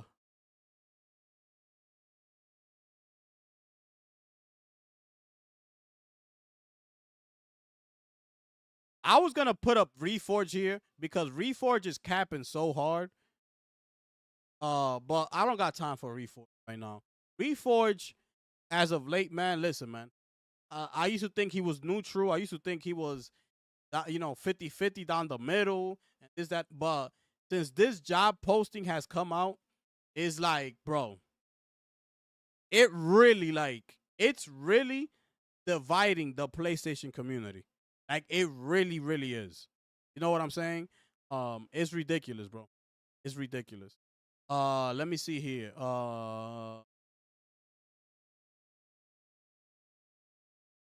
Tomorrow should be the day that we get the Nintendo Direct. If the rumor was true, tomorrow should be the day that we get the announcement for the Nintendo Direct, and which is the 30th, which the Nintendo Direct will then be on the 31st, okay? Because according to that rumor, remember, it was supposed to be late July. So the 31st is the last day, okay? That's as latest as it gets. So if the announcement don't come out tomorrow, then that rumor was false. And the person who said that rumor was, I believe, Nate the Hate. Okay? So let's find out if that rumor is true tomorrow, okay? So let's move on here to Xbox, because Xbox has a new update, July update, right? There are now more ways to play on PC, stream your own games. Okay. Here's what's new. You can now stream your own games on PC. All right. That's streaming over 250 games you already own directly through the Xbox PC app. No extra downloads or purchases. Just launch and play from your library. Cross-divide play history and easier access to cloud playable console games. So you can now play cloud console games on the PC. Okay, you can now do that. You get rewarded for playing on the Xbox PC app. Earn Microsoft reward points by just playing games on your PC. It's a simple way to get more out of the time you already spending on gaming. Okay, that's what's going on here. You must be, I forgot, must be a PC. No, you must be a Game Pass Ultimate member, all right, to do this. And you'll be able to stream the 250 games beyond the Game Pass catalog, okay? So you'll be streaming cloud console games as well as the PC cloud games as well, okay? Y'all let me know how y'all feel about that one, okay? There's that news for Xbox. Also, Xbox announced their 2025 lineup for Gamescom, which is happening. When is this happening?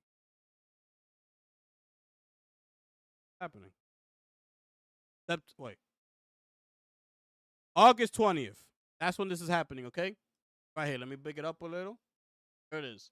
So August 20th is when Gamescom will be happening. That'll be 9 a.m. Eastern Time. August 20th. Man, that's early. But we're going to see if we stream that. We're going to stream that, people. So y'all keep it locked. We're going to be streaming that. And they have their official lineup, okay? this is gonna be the first time that they're gonna be playing the Xbox ROG Ally. Okay, it says it right here. You're gonna go hands on with the ROG Ally X and things like that, and you're gonna be able to play Hollow Knight Silk Song, the demo. Okay, so if you're attending Gamescom, you will be able to play this.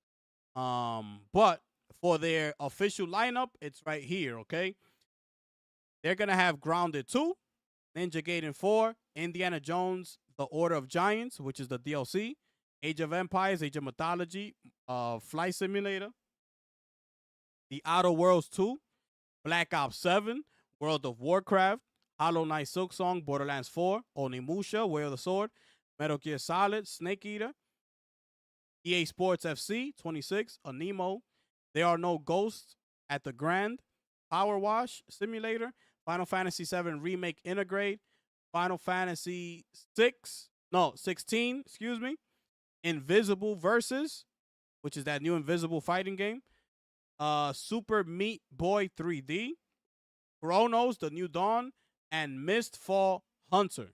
This is all gonna be at the Xbox booth, okay, over at Gamescom.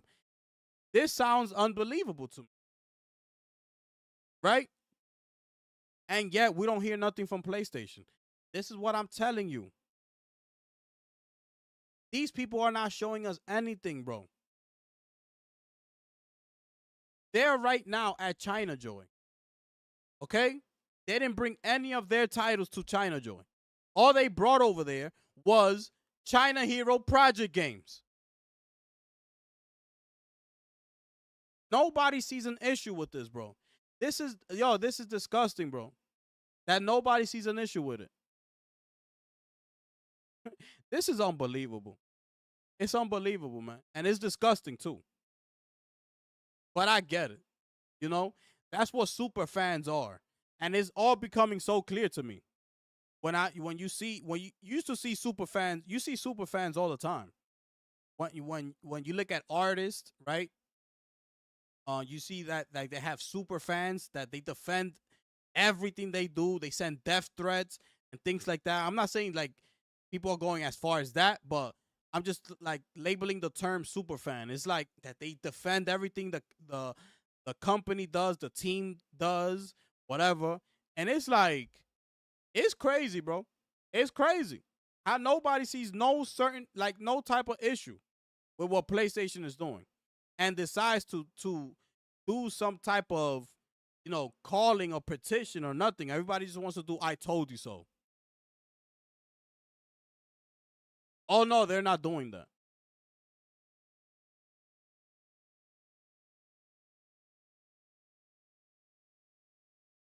Give me 1 second. Okay? Give me 1 second. Give me a second. I'll be right back.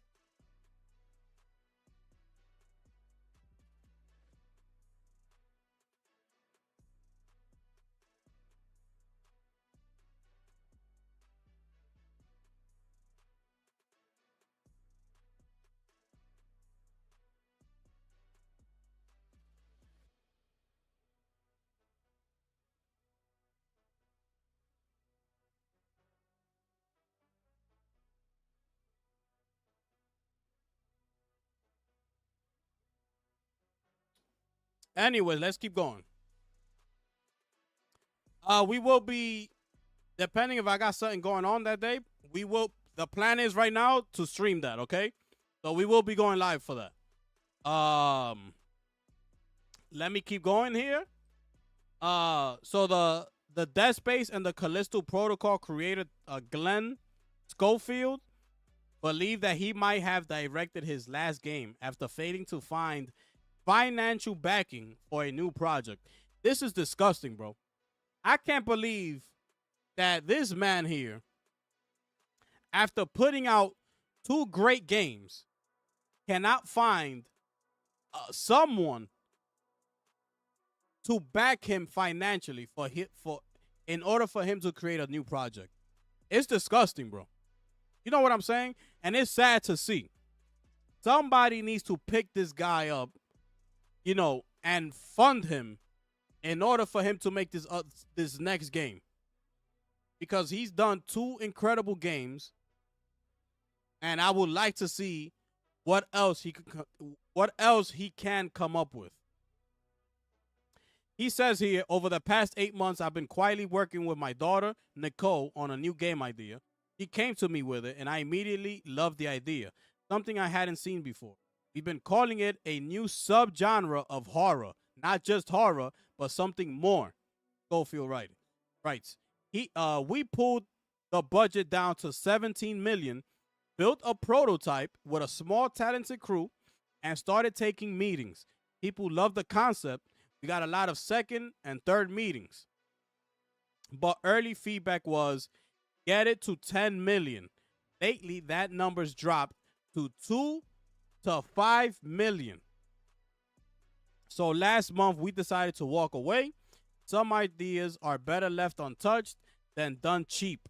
I've worked on games of every size, from 2 of us to over 300 devs. Spent the last 15 to 20 years making big AAA titles with great teams. That's what I do. That's what I love. But with the industry on pause, AAA feels like it's long ways away. So I'm back to my art. I miss it. I miss it all. The team, the chaos, the joy of building something for fans. I'm still around, making art, writing stories and ideas, and still cheering the industry on. But maybe I've directed my last game. Who knows? If so, thank you for playing my games. This is unbelievable.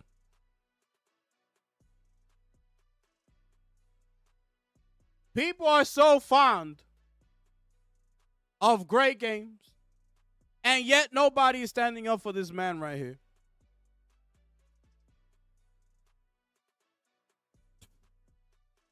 Anyways, man, I'm going to keep moving because I got nothing to say, man.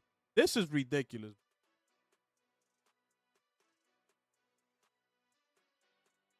Let's get to Lost Soul Aside, because now we got some information, okay? So from what I've read, it's not looking too good. It's not sounding too good. This is a game that's been in development for a very, very, very long time. Okay? But now we crossing over to our boy Lunatic Ignis, and this is what he had to say. Shout outs to Lunatic. There are a lot of concerns about Lost Soul Aside. Pick this up for you.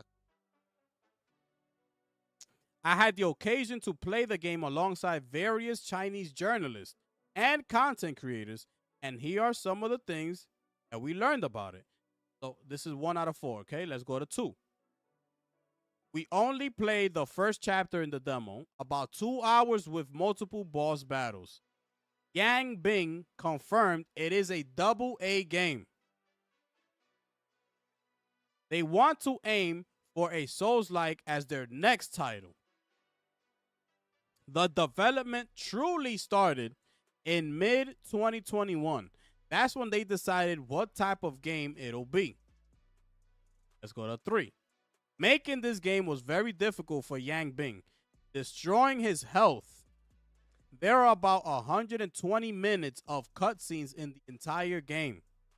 The real problem about this game is that it doesn't stand up for itself. At times, it feels very cheap with animations and combat.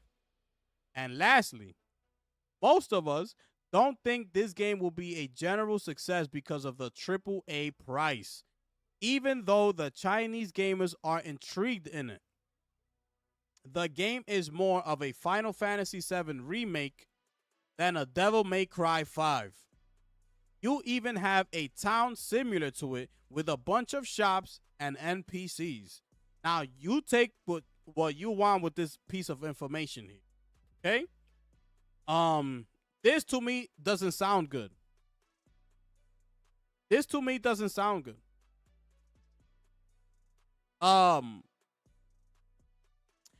They're charging $70, and he confirmed this to be a AA game. So he needs to lower that price and do it now if he wants to see some sort of success with this game. Especially due to the fact that this game is dropping one day after Metal Gear Solid Snake Eater. So if he wants to see success, drop the price from $70 to $40. You said it yourself, it is a double A game.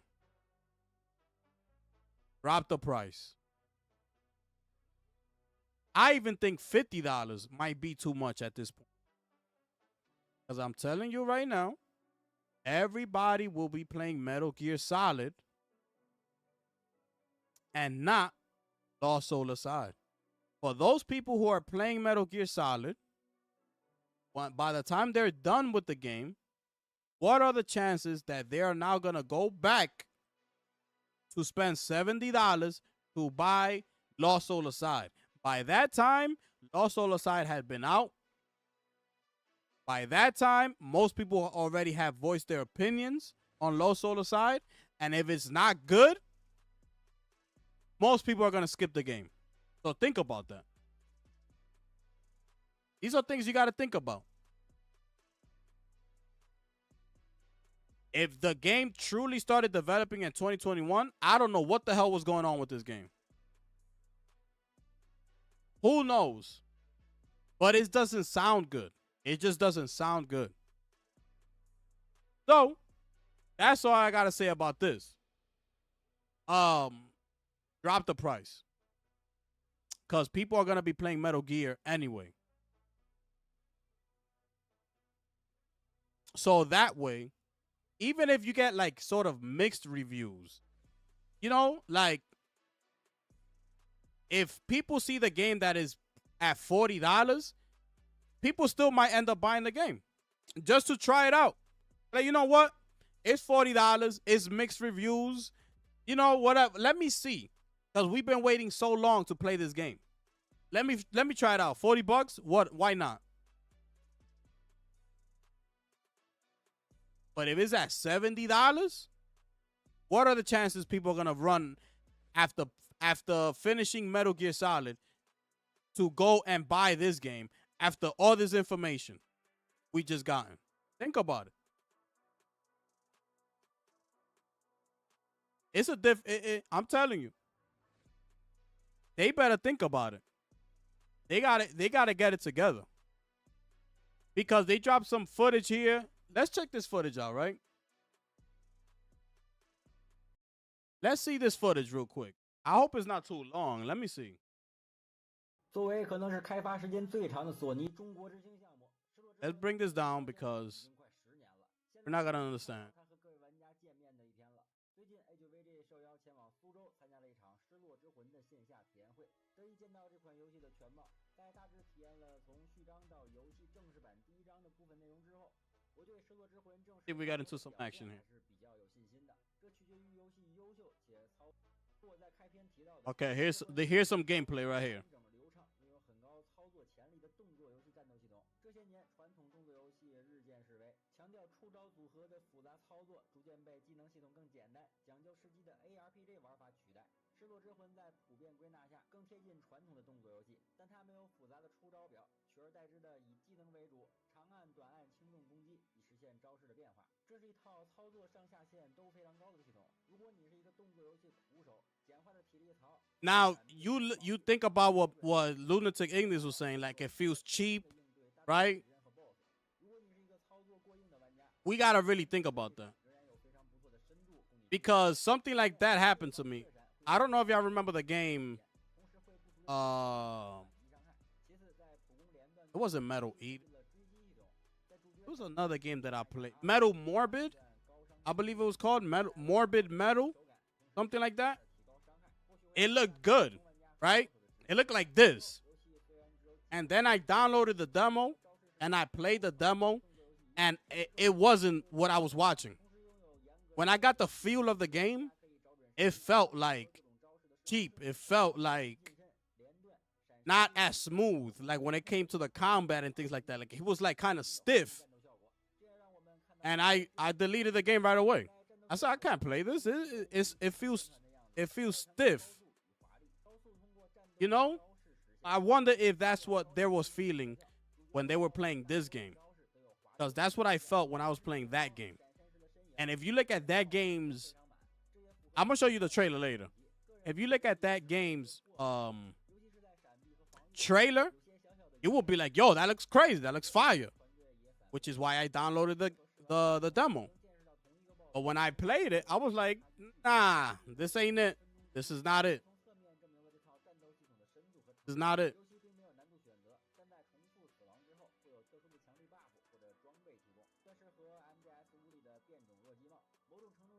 But yeah.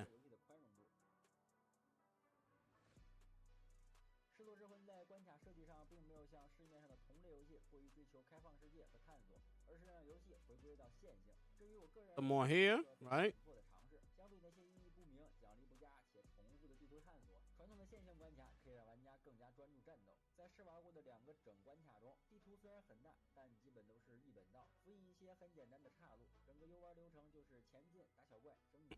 Listen, man, they coming out in a very difficult spot, bro. They coming out after Metal Gear, a day after Metal Gear Solid, bro. 1 day after. The only way this will be successful is if the Chinese market eats it up and buys the game. That's really basically the only way it's gonna see success. So, like he said, a lot of people over there seem to like it. You know, then I guess they'll end up buying the game. You know?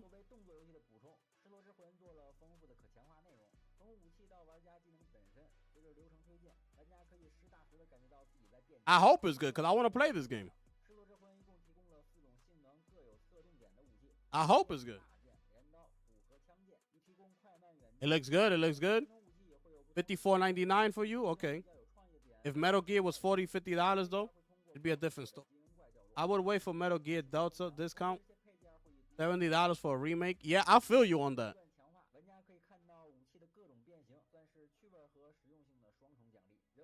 I feel you on that. I could see some people like thinking about that. But you know, the what you call it? The temperature in the room is that everybody wants to play it. You know what I'm saying? Like everybody's excited for it. So delay it for a year. Yo, Lunchi, what's good, my brother? My man Lunchi's in the building. What's good? Let me see here. Looks dope. This is cool. Yeah. Final Fantasy 16 and Devil May Cry. Yeah. Only 4 people made this game, you heard?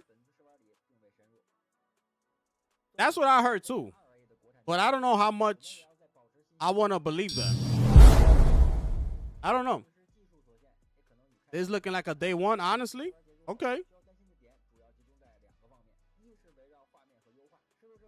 Yo, shout out to my brother Michael West dropping a 5-bomb up in here. My goodness. What's coming out in September? Maybe move it there away from Metal Gear. They're not moving it. I don't believe they're moving the date. That's it. I believe it's set in stone. China Joy just finished happening. So I believe they're stuck at the date and they going for it.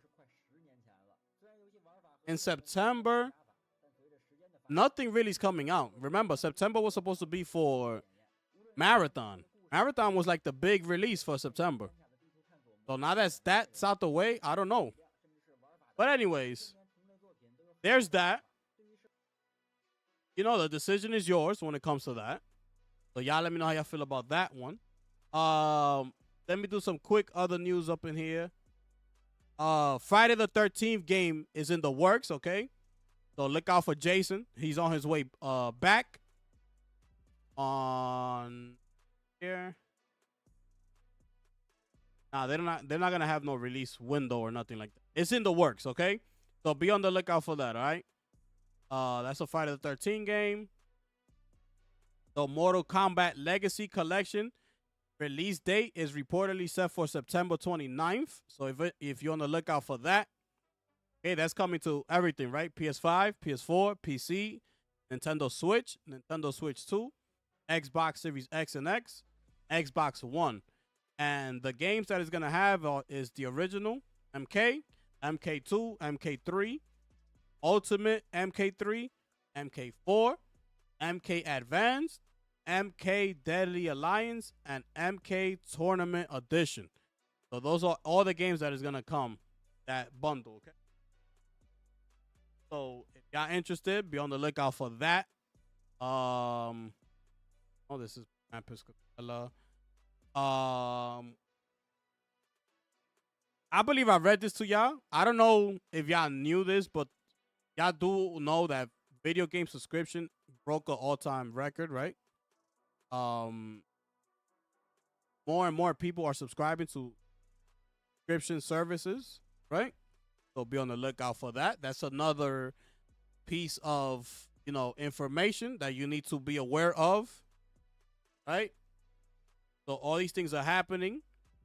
Remember, we're still waiting on Xbox. They're reportedly gonna raise their price to Game Pass. So these are little things that you just need to pay attention to. And if you fine with it, then it's totally fine. Like if you're a console gamer, like it's totally fine. So this is just another subscription service that you add on to, your Netflix, your HBO Maxes, and all that stuff, right? So just be on the lookout for that. We are expecting PlayStation Plus to be raising its price as well. I don't know when, but remember that PlayStation Premium also saw a boost from people upgrading from PS Plus, either Extra or Essential. We saw them boosting up to PlayStation Premium. So that's another set of information that PlayStation is looking at as well. Okay? So don't be surprised if PlayStation raises their price as well. Okay? So just things that I'm just putting out there so you could take, pay attention to and look at, okay? What is this here? Okay, I already read you this information. This Xbox at Gamescom, okay? Let's close this out. What's this? Okay, so this is the game that I was telling y'all earlier today. Earlier in the stream, I should say. This is a game called Godbreakers, all right? This game I downloaded on Steam, and I played the demo, and it's really good. It's good. It's a hack and slash. There's no release date for it yet, no price, but the demo is out. I'm not sure if they have a demo. Let me check real quick before I play it. Let me check if they have the demo on PlayStation, okay? Let me just check real quick.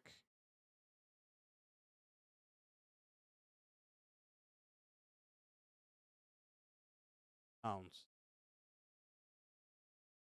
Add to wish list. No. They don't have a demo on PlayStation yet. But if you're on Steam, they got a demo that you can play right now. I played it this morning. I took a couple images. I put it up on my Twitter page, right? Put this up on my page earlier today. This other image right here, okay? Another image here. I like it, bro. You could either go solo or you could do 4-player co-op. Listen, man, the game is good. The game is good. Let me show you the trailer real quick. Here we go. There is no escape. There is no escape from what you humans have unleashed. Because of you, the sun is dying. We had no choice but to intervene. No choice but to allow you to return.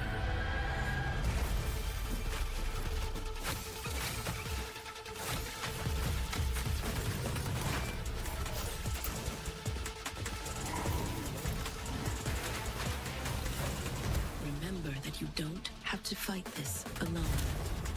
There you go. 4-player co-op. There you go. Look at that. 4 players.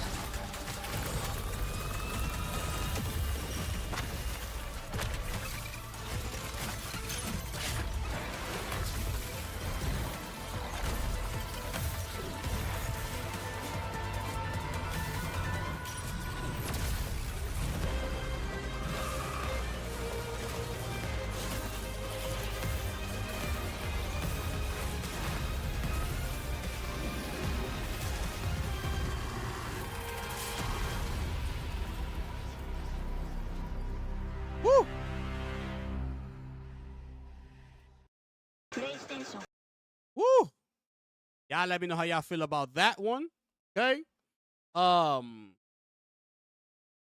like that? Let me see.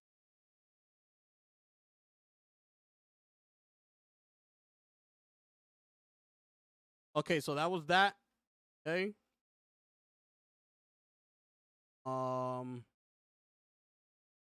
Check the Discord. Okay.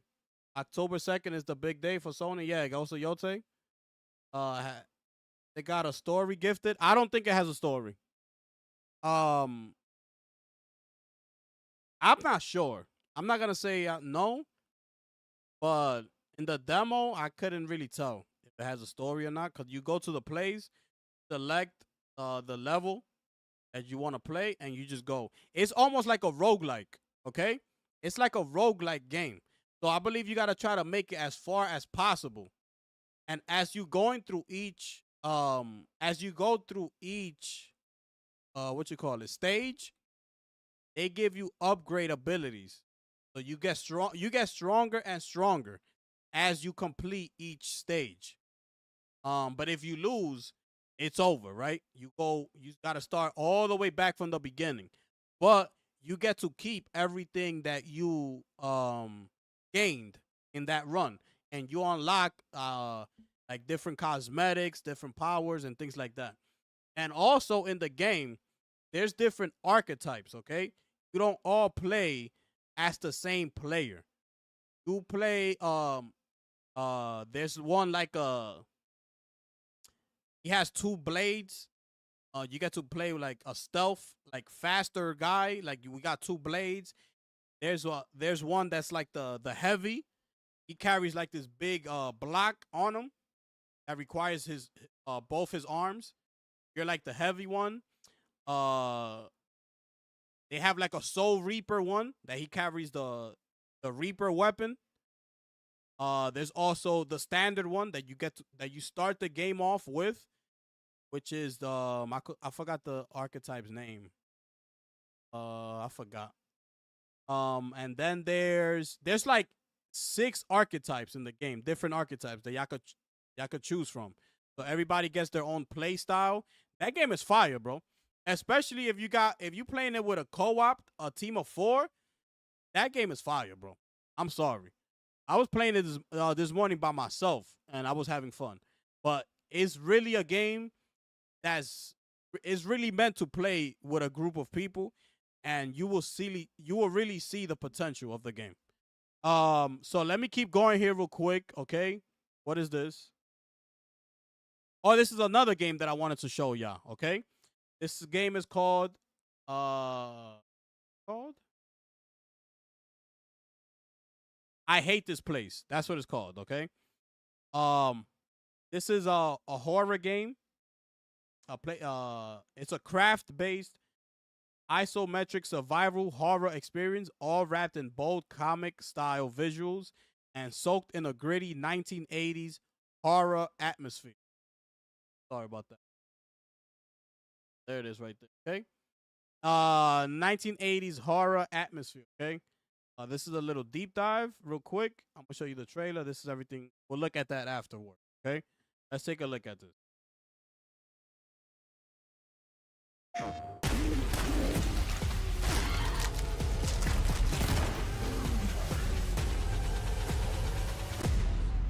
I like this one too. Okay, vague and unsettling. Good start. I was here with my friend Lou. You know where she is?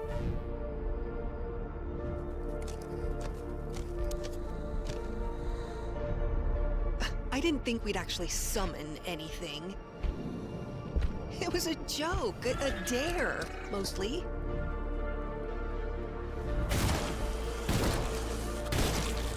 You called out to him, Eleanor, and he listened.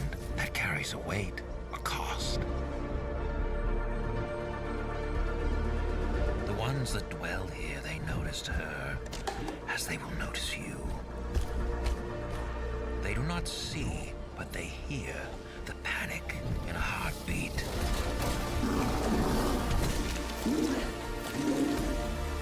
Fine, I'll bite. But if I die in there, I am haunting you. If you die in there, perhaps we'll meet again, under different circumstances.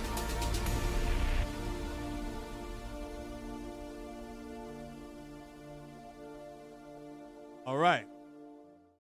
PlayStation. So that one is like it got like a comic book art style to it, right? It's a little bit like top bottom. But it's not too far up, so that's why I like it.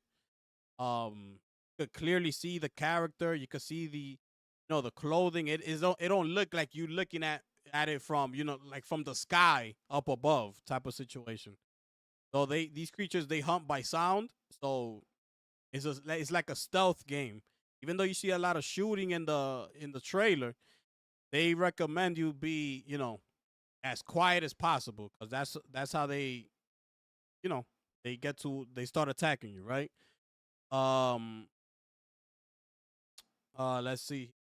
Making visual noise. So to take this system further and make it more clever to players, we also made sound into a visual language where noise is color coded.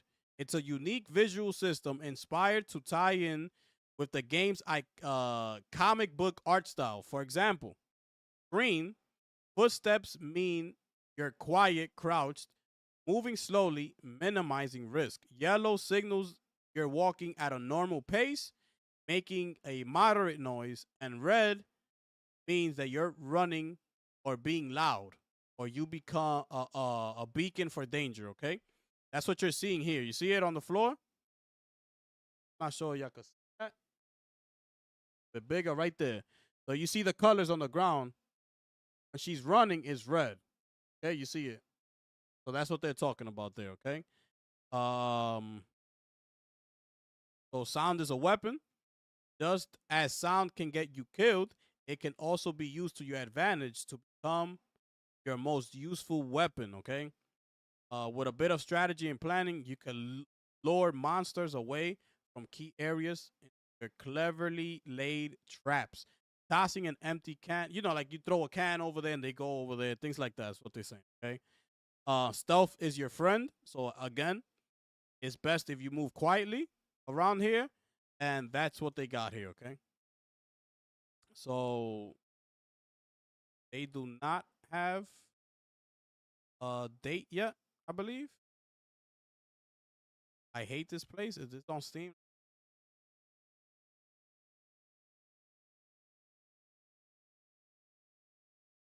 Got it right here. Release date 2025. So they don't have a release date yet, okay? They could let me know. All right, so they don't have a release date for that game yet, but y'all let me know how y'all feel about that one. That looks interesting. Looks good, okay? And next we have Chronos. Now, this Chronos, it's exclusive footage. It is a 35-minute gameplay. Y'all let me know how much of it y'all want to see, okay? I'll leave that up to y'all. I don't know if y'all want to watch a 35-minute gameplay trailer, exclusive gameplay. I'll leave that up to y'all, okay?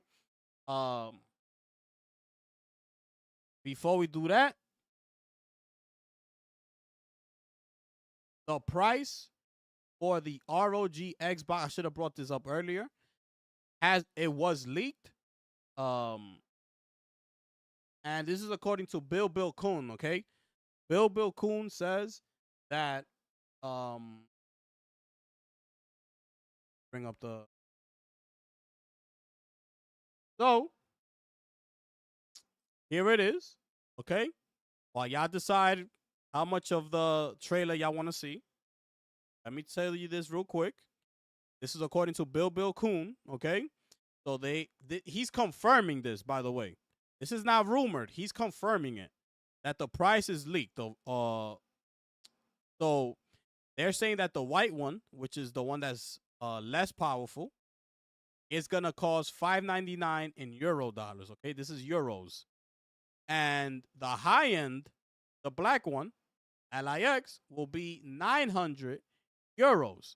Okay, uh, pre-orders open at Gamescom 2025.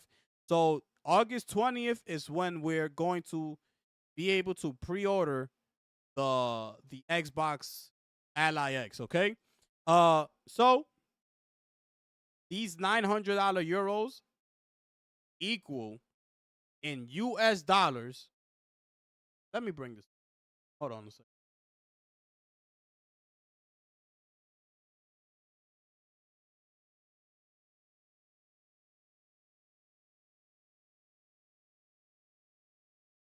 That's how much 899 euros equal in United States dollars. $1,038.09. Can we drop a bomb for Xbox and ROG?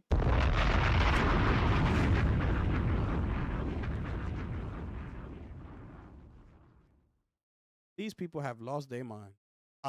You're gonna need $1,000 to buy this ROG. Okay?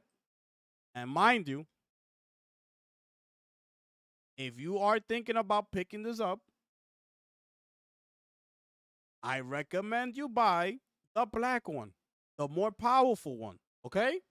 Because if you buy this one, you're not going to have a good time. I'm going to tell you right now, you're not going to have a good time.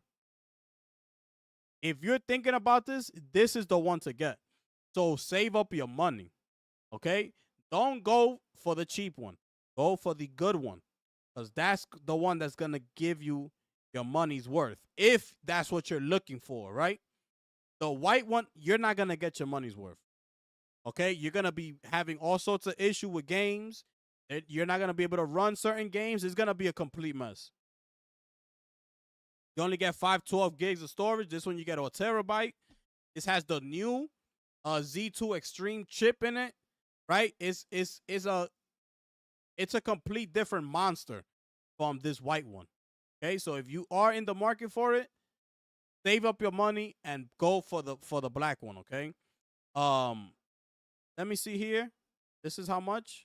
$5.99. So let's put $5.99 on the map, okay? That's gonna cost you $691, basically $700. So you save up $300 more, and you'll get yourself the black one if that's what you're into. That's all I'm saying, okay? I just wanted to put that out there for you. Okay, that's what, according to Bill Coon, and he's confirming this. This is not a leak or rumor. Well, it's a leak. This is not a rumor, according to him. Confirmed. So y'all let me know how y'all feel about that one. Okay. Let me see what I got for me here. Play the whole thing. 300 to 400 different. Play the whole thing of this gameplay trailer. Okay. Over 1,000 for a handheld. By the way, Xbox is down bad. That's a lot of money, bro. That's a lot of money. Okay, $1,000 for a handheld is a lot of money. Now, like I said before, I'm gonna tell you again. Okay, handheld is all about your lifestyle. Okay, that's what this is all gonna come down to. If you are not a person who travels, do not buy it, because you don't need it. It's gonna be sitting at your desk or wherever you're gonna have it. It's gonna be collecting dust. But when you're home, you're gonna be playing on your main console, whatever that is. PlayStation, Xbox, PC, Nintendo, whatever. That's where you're gonna be spending most of your time at. So you're gonna buy a handheld for what? You don't travel for work. You don't do a lot of traveling, like vacationing, that sort of thing. If you do end up going out or whatever, is usually, to get things done, right? Um, things you gotta take care of, like doctor's appointments, maybe paying some bills, grocery shopping, shopping just regularly, like for clothing or anything like that. You when you go out, you're out and about. You're getting things done. Is what I'm saying. You don't need a handheld, okay? Because you're not gonna be having time while you're doing all that to play on a handheld. You're gonna have time once you come back home. That's when you're gonna be like, okay, I'm finally home. Now I could game. Well, guess what? You're not gonna be picking up your ROG Ally to start gaming. You're gonna go to your primary console or preferred platform. That's what you're gonna end up doing. So that's all I'm saying. It's all about your lifestyle when it comes to down to it, okay? Shout out to my brother Michael West, man, dropping a 2 bomb up in here. We knew who buying this PC Xbox won't buy.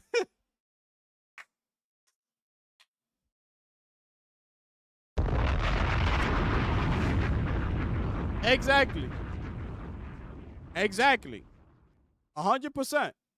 And it's just like, bro, at that point, you got so many other options. Like you could buy a Xbox console, a PS5 Pro. You could buy a Nintendo Switch.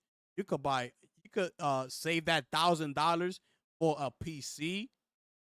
There's so many other things that you can do. But like I said, to each his own, right? It's all about your lifestyle.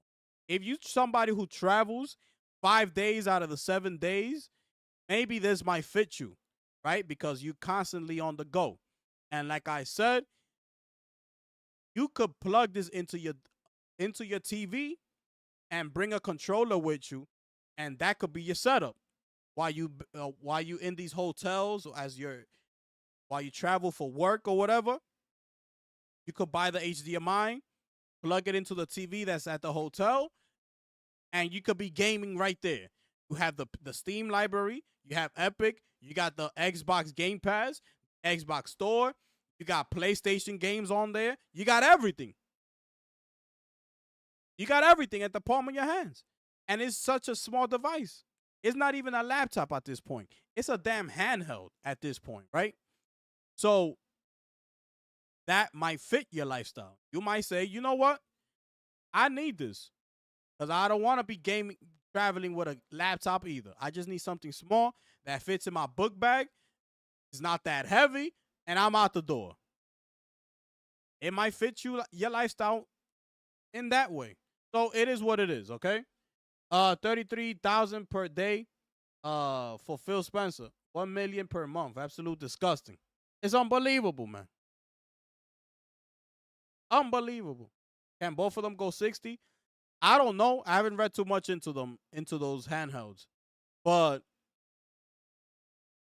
I wouldn't trust the white one. I would not trust the white one. I'm telling you right now. If that's what you're looking into, I will not trust the white one. The Z2 Extreme chip is the way to go, and it's only in the black one. So that's the one that you need to buy. Okay, that's the one.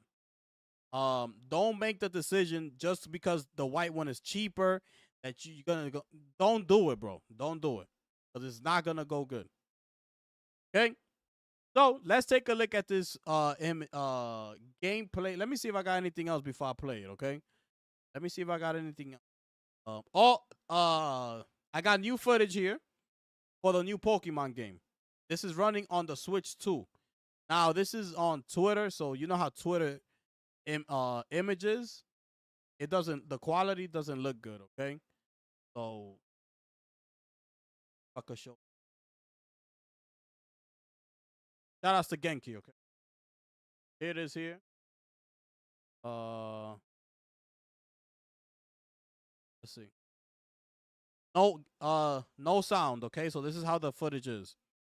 This is the new Pokemon game, what's it called? Legends A to Z, I believe is the name. So this is it right here. Y'all let me know. This is running on the Switch 2, okay? Don't pay attention to the image quality because this is on Twitter, okay? All the Twitter images, the quality on Twitter is horrible. So this is it right here, okay?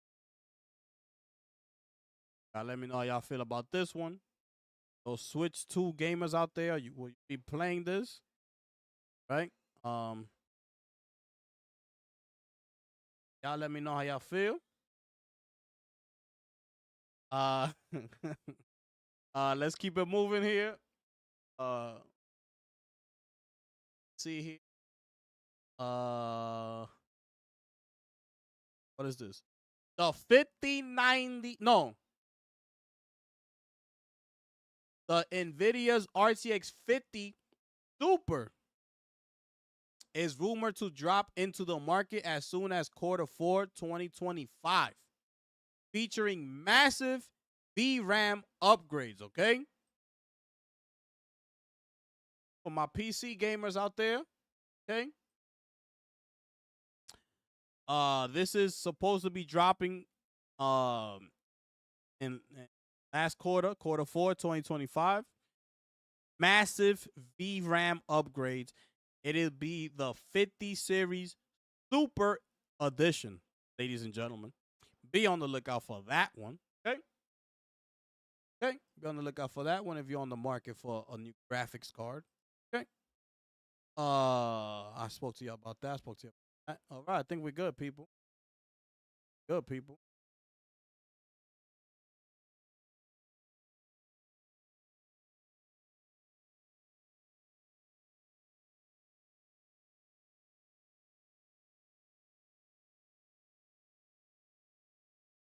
All right, we good.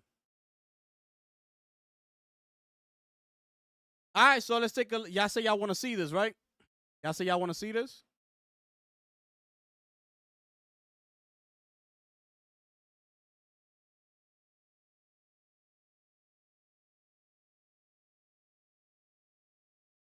Oh yeah, more money. More money, Mike. Absolutely. Oh yeah, I seen this, Mike. I seen this. Let me bring this up. Let's bring this up real quick. So I don't know if y'all seen this. After losing $200 million on Suicide Squad, WB Games has another live service game in the works based on one of the iconic IPs from the vast Warner Brothers and DC Comics catalog, okay? Listen, man, these people ain't giving up. Okay, I'm not going to read the article.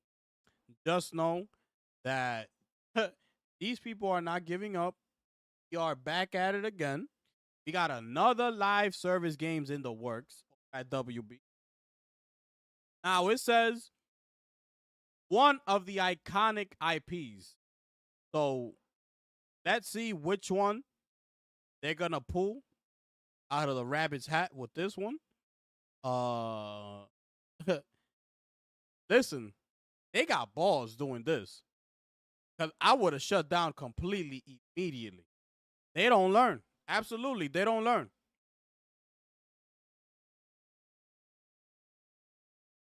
They don't learn. So let's see what happens here, okay? It's still very, very, very early. I don't even believe they started anything at this point. But listen, man, they lost a lot of money. These people lost a lot of money. They back at it, okay? What you call it? Remember, WB Games is now split in two, okay? They are splitting the TNT, Discovery, and I forgot what else. That's gonna be under a new owner. It's not gonna be all in one umbrella, okay? Like under David Zaslav. It's gonna be under somebody else. And then David Zaslav, HBO Max, right, is gonna be on that side. And then on this side, you're gonna have DC, WB Games, I believe, and something else. I forgot. I brought you that article a while ago. I just forgot. I can't remember.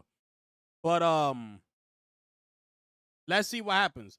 And remember that James Gunn has mentioned that whatever comes out that includes DC, it needs to tie in to the DC universe, okay? So let's say WB can't just make any game of their liking and be like, whatever, put it out there. No. James Gunn is the head of DC. So he said that even comic books, TV, animated shows, TV shows, movies, and even video games, that everything needs to be in sync with his world, okay? So that's what he said.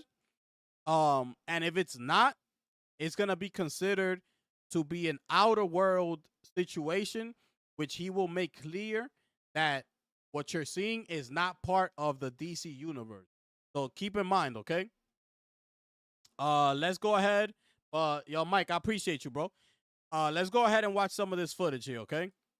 I'm not sure. We're not gonna watch the whole 35 minutes because that's crazy. But we're gonna watch some of it, okay? Let's roll.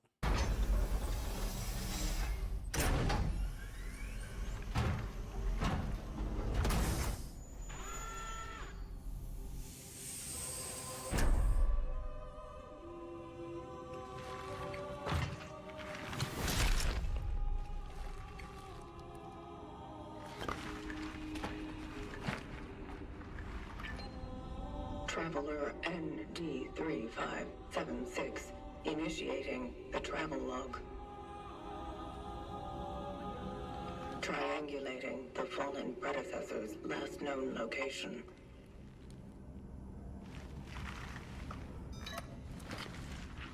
Commencing search.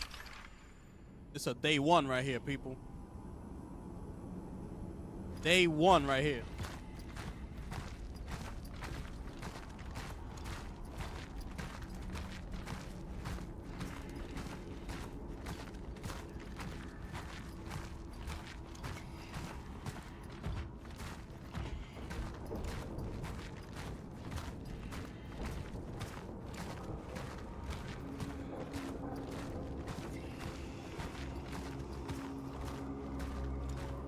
This look fire.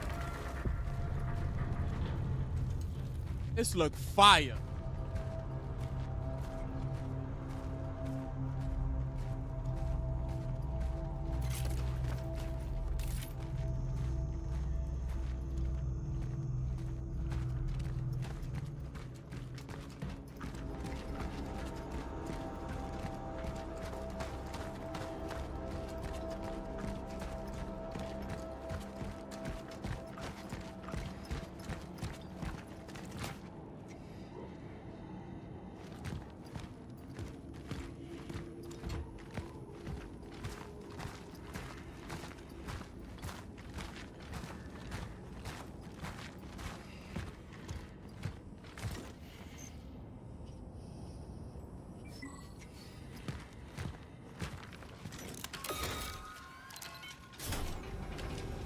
Traveler's structure found.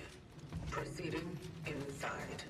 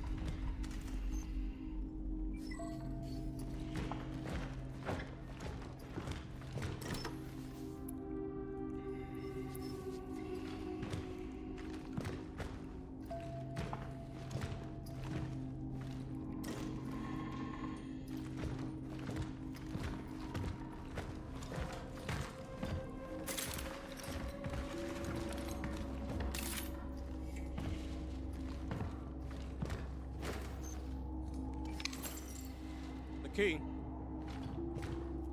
Oh, it's for that door?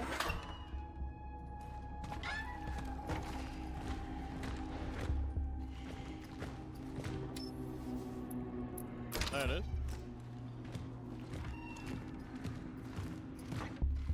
Yo, this game is gonna be fire, bro. This looks so sick.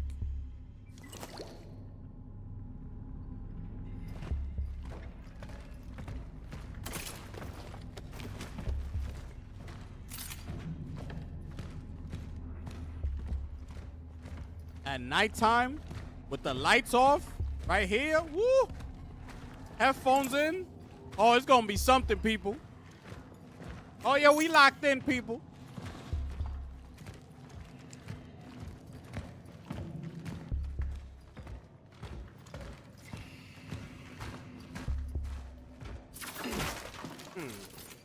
Get that.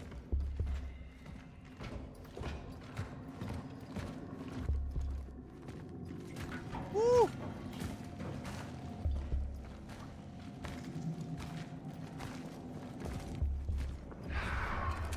Uh-oh. It's showtime. It's showtime, people.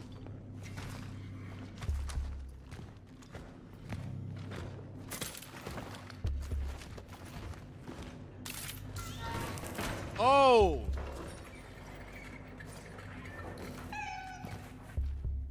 Huh?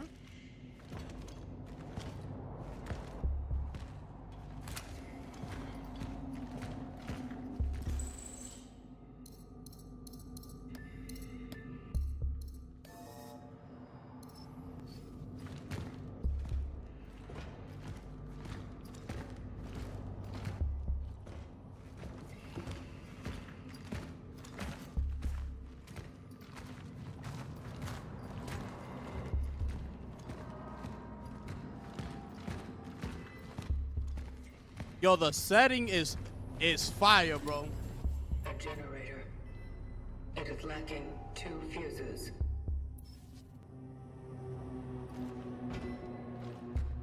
Yeah, that'll be crazy, Mike.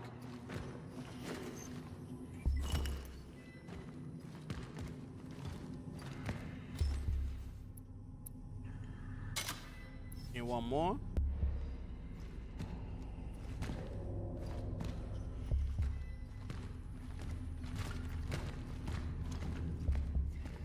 Oh, I can't wait, bro.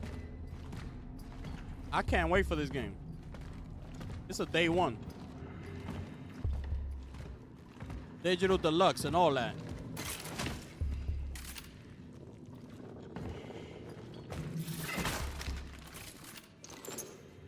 I can't wait.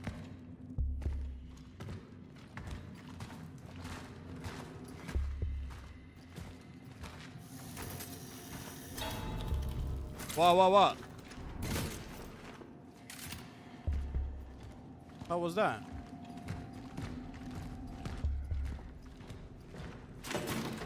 Oh!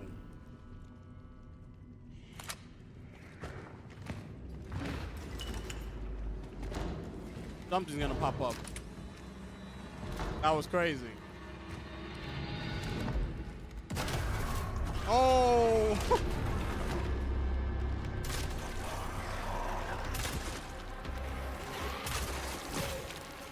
You better start shooting. Oh, he charged the gun. Oh, I can't wait, man. Encountered. It's down. Shell not compromised.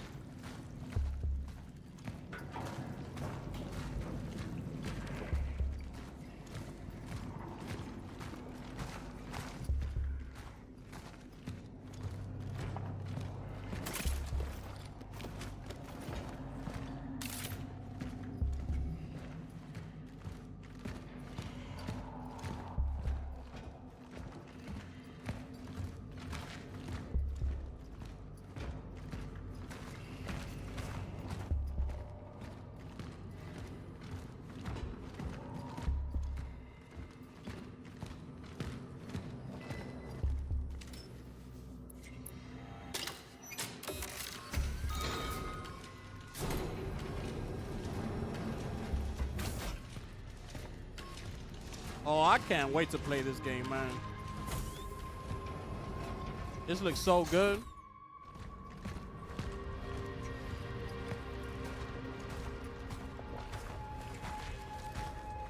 Oh, you know what? We're not gonna watch this whole thing because I do want to show y'all Phantom Blade Zero as well. So I want to show you some of that as well. I encountered malformed biomass. Caution advised.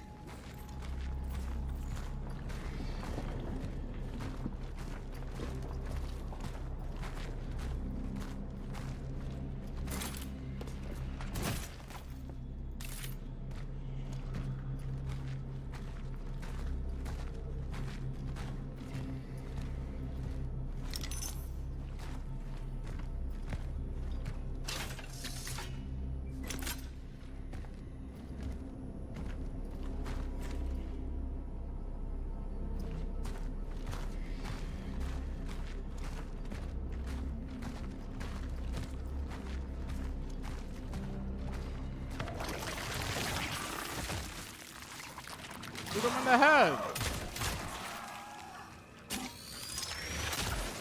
Oh, that's fire.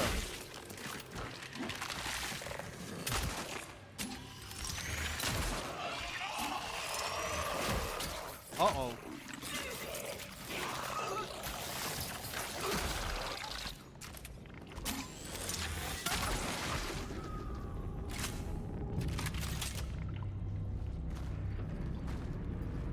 Go for the legs.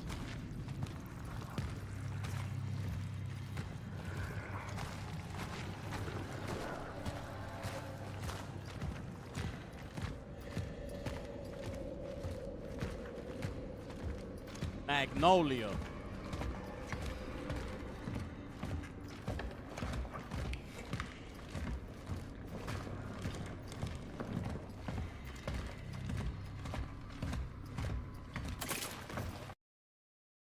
What happened?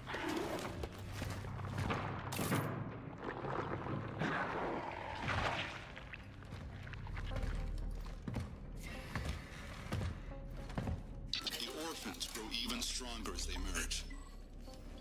Efficiency discipline is recommended. It is highly recommended to proceed with caution. Such is our calling.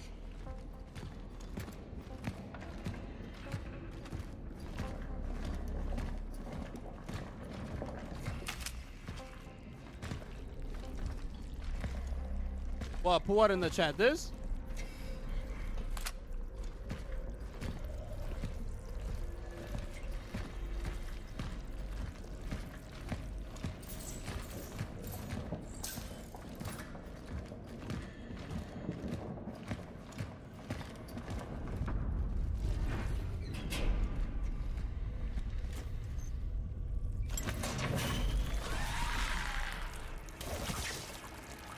Oh.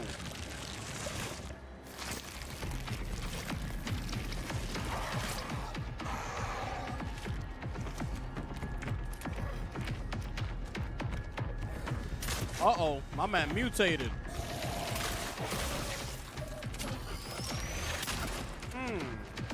My boy mutated.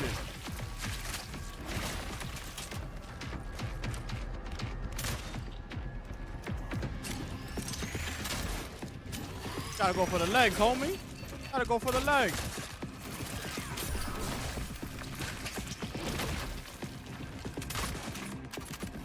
Oh.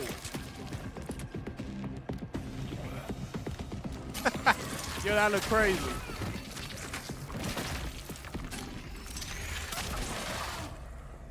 Observation. When they That merge, they become stronger. I must not allow this to happen. That look crazy.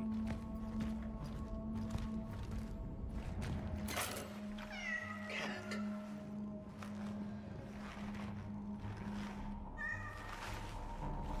For me.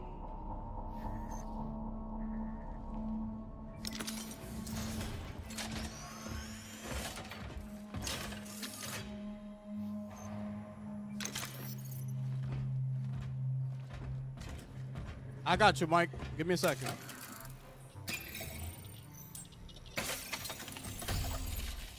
Okay, this is where you upgrade right here.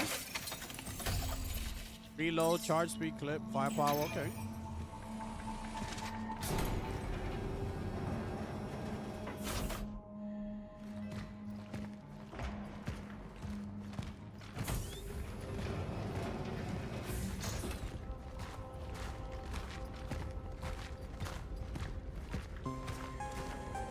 This is sick, bro. This is sick.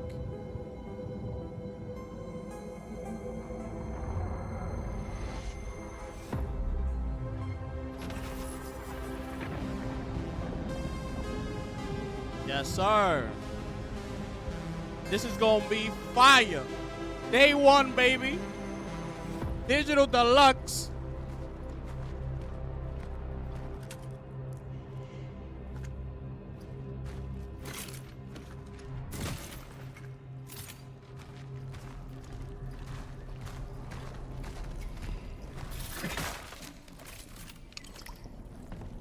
We'll do like another 2 minutes. Let's do another like 2 minutes. LB. Done. Oh, that's a thing that you could upgrade.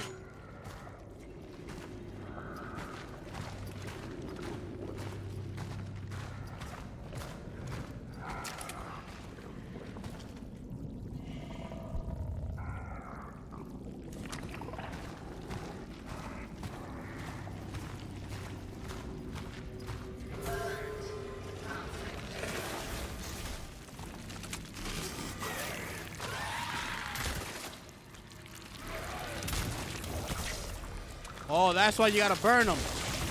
Okay. Oh.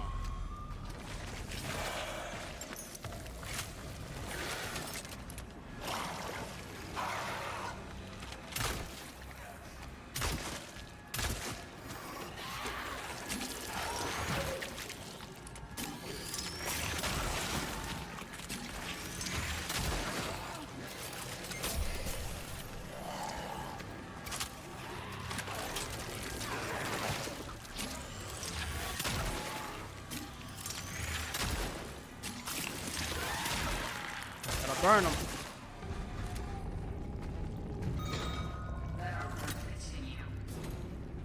Such is our calling.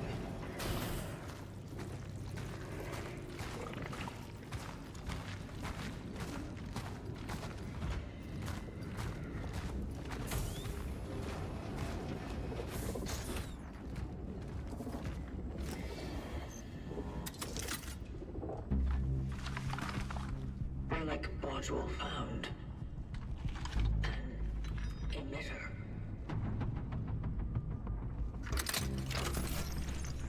It can Upgrade, be used baby. to manipulate the oddities. Got a visual on the fallen predecessor.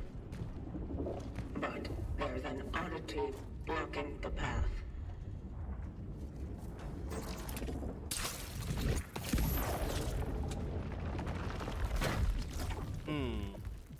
That's gonna be fire.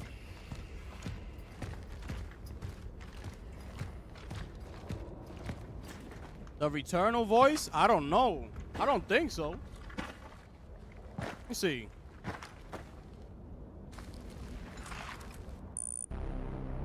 The predecessor, ND3500, reached.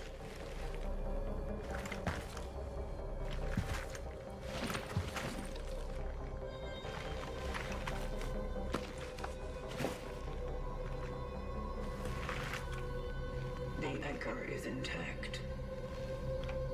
Well done. Accessing predecessor's travel log. Attempting data salvage. Target seeded.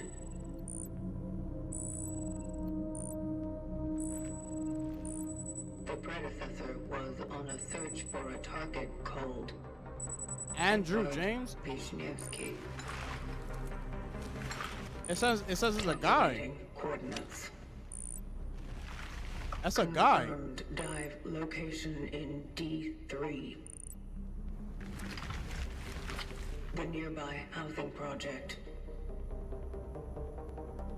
You never reached him. This is a guy, bro.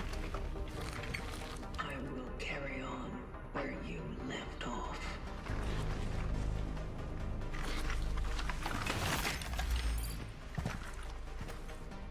The vocation continues.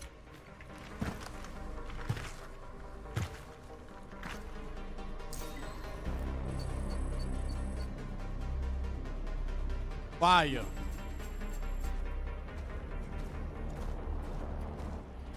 It says it's a guy, bro.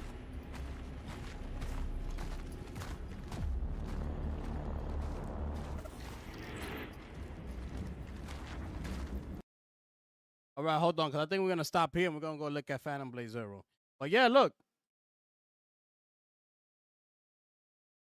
The voice actor for Chronos, the game Chronos, The New Dawn, is Andrew James Spooner. Also voiced other actors in the game, including Archon, the Secret Nazi Science, Fulgrim.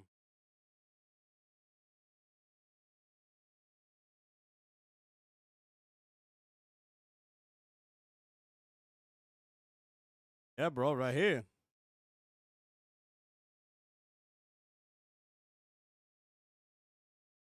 Oh, I don't know, bro.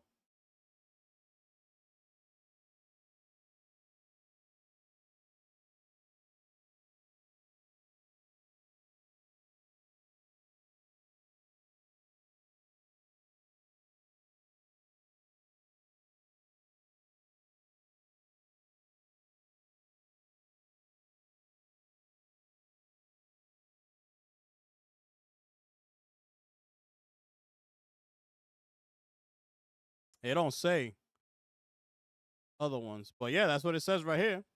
Maybe it's tripping. I don't know, but that's what it's saying right here. Yeah, it does sound like a girl. Maybe you could pick. Let's see. Let's see. It says here, Andrew James.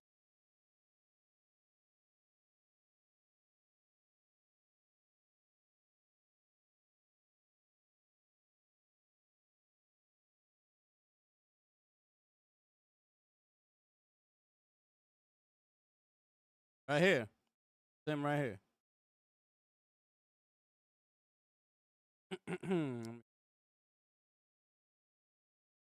Let's check his IMDb. Um, Muppet Treasure Island, Muppets Most Wanted. He's in Eric's Home, The Stolen Dream. Let's Split Fiction. He's in Split Fiction too. I gotta finish that game. He's in Metaphor, Refantasio, Warhammer, Space Marine 2, Black Myth Wukong, Foam Stars, The Terminator, Dark Fate. You guys in a lot of games, bro. Baldur's Gate 3. The Lord of the Rings, Doctor Who. Dark Tide. Dying Light 2. Warhammer 3. Cyberpunk 2077. AC Valhalla. Watch Dogs Legion. This guy listen, man, this guy got a resume, bro. Look at all this.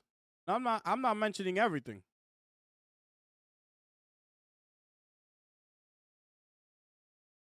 It doesn't say here the Chronos one. It should have been added. But maybe when the game comes out, they'll add it. Yeah, it's crazy. It's crazy. Let's see. Let me show you. Let me show you this thing now. Cross over to Phantom Blade, okay?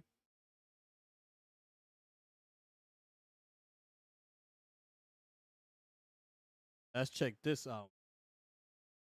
Find it.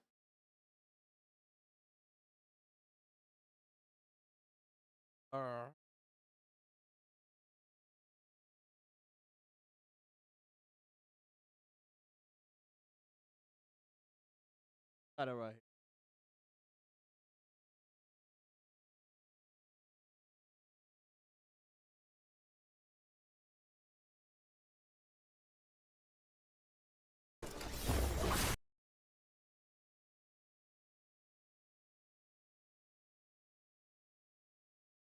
Let's do it, people.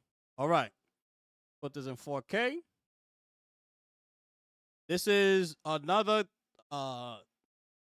demo for Phantom Blade Zero, which was shown at China Joy. Okay, it's just passed a couple days ago.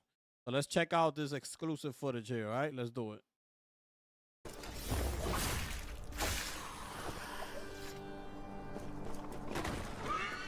This is one of my most anticipated games, by the way. I got this one on my list. Chronos that we just saw. A bunch of obviously intergalactic. Obviously. But I love games like this. Like, this is gonna be so fire, bro.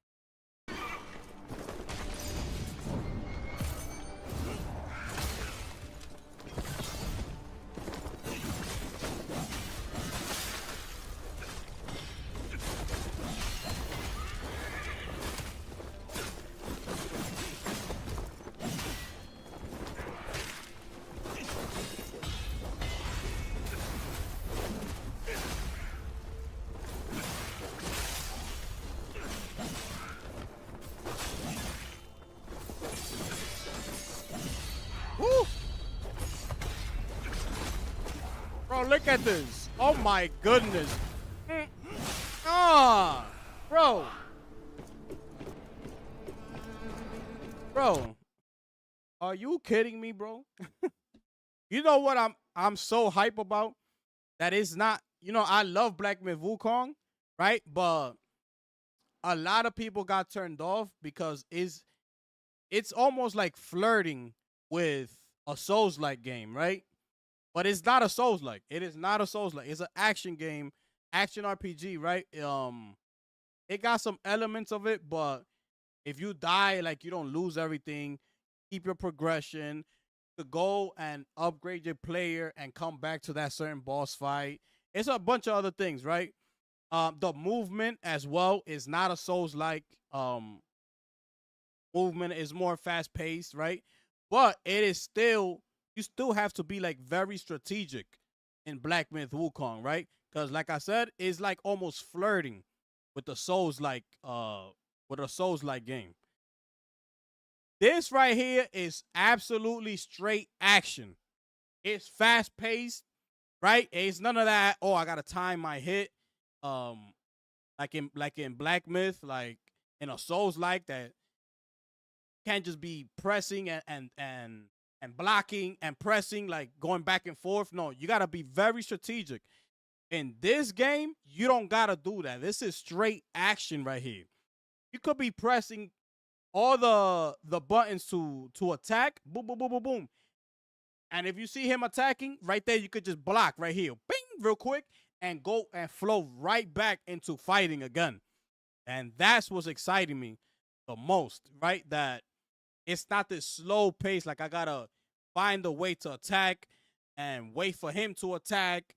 And no, this is straight action right here. This is what I'm talking about.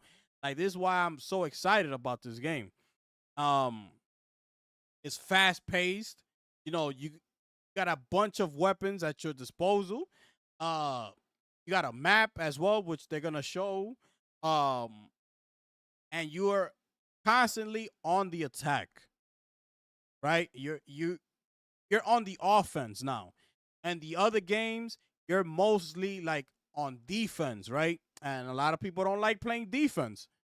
But that's what you got to do with those type of games. With this one, think of it like that. You're on offense. If you think about basketball, Black Myth and Souls-like, you're almost, I want to say, on the defensive side of the thing. You got to be a defensive player to like those games. This one, you're mostly on the offense. So think of it in that way. This right here, you're going to be nonstop on the attack, on the offense. And it's straight full throttle, okay? Let's go.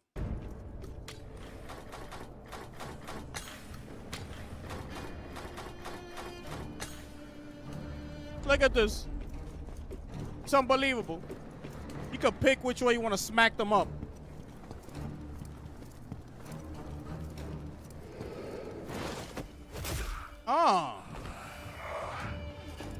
He did. Amazing. Truly remarkable. This perfect transcension is nothing short of a miracle. They say there are even more miracles than the training ground. The training ground, Can't get in now. The gate's locked. And Alcade has the key. Okay. I wonder what his deal is. Whatever it is, the Seven Stars are way out of our league.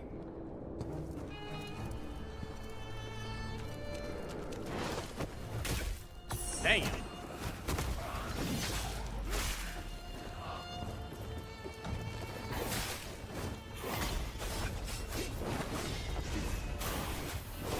Woo! Oh my goodness, bro. Look at this. Let's go. That's what I'm talking about.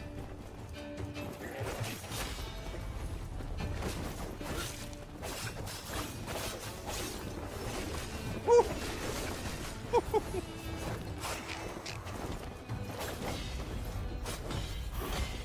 Let's go. Let's not waste no time.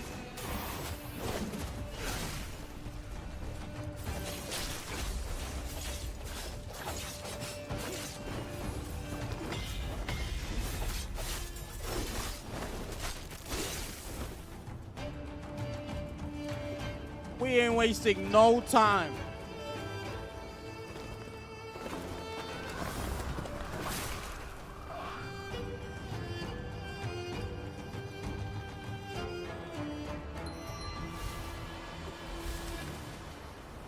Oh, there's the map right there. Okay, that's the map.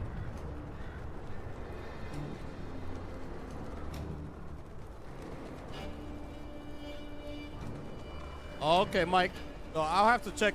I'll have to look more into that then.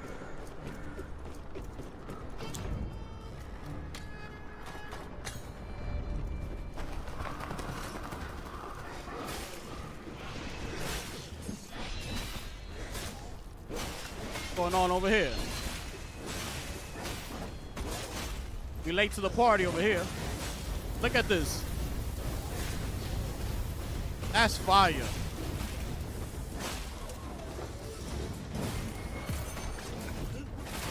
Oh my goodness, man. Whew.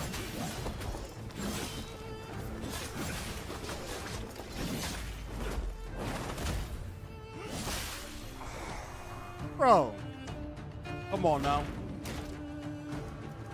This is a day one.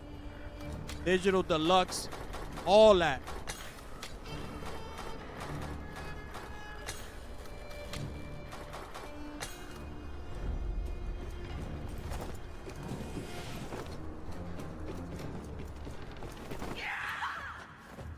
Oh, word?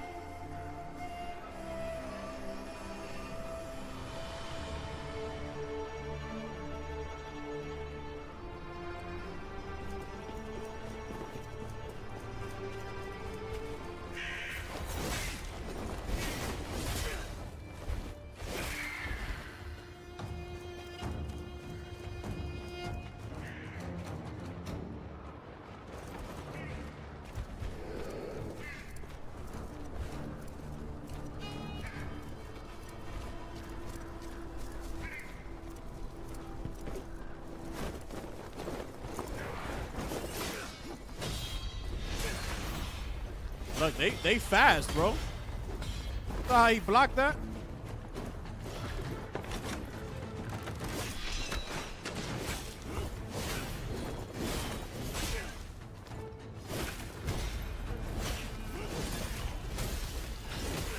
Damn.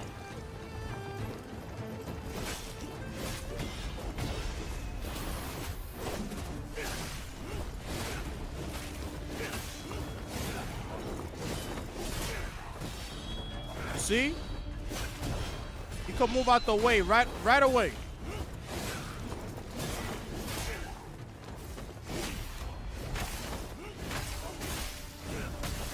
Damn.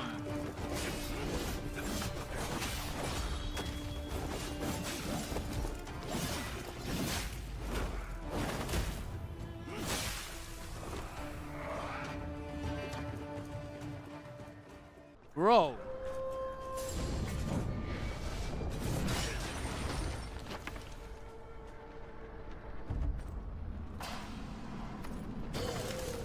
Yeah, this is not a Souls game at all. At all.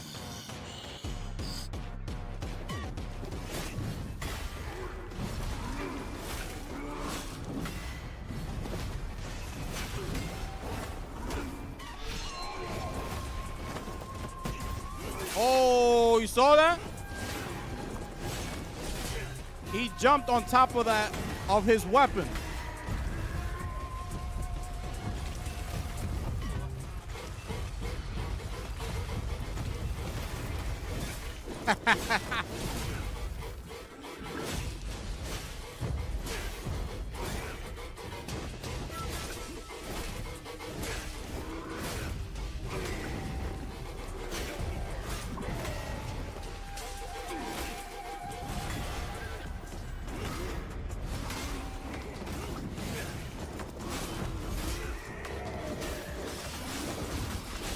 Woo!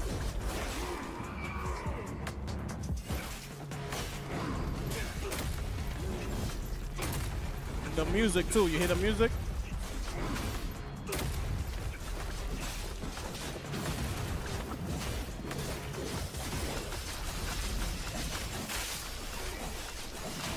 Oh my goodness, bro.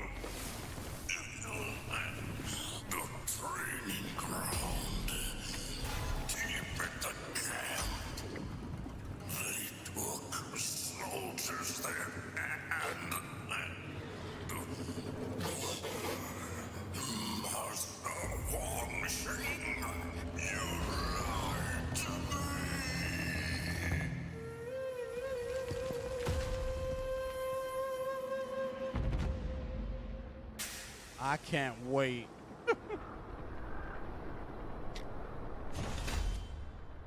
Oh, and now you keep his thing. You see, that's what I like too. So now you add his weapon to your arsenal. That's fire. To smash through weakened floors. Oh, you see this? Yo, bro. This is gonna be fire. Look, right here. That's fire. You know what I'm looking for that I'm not seeing? A stamina bar. Oh, but you're not seeing the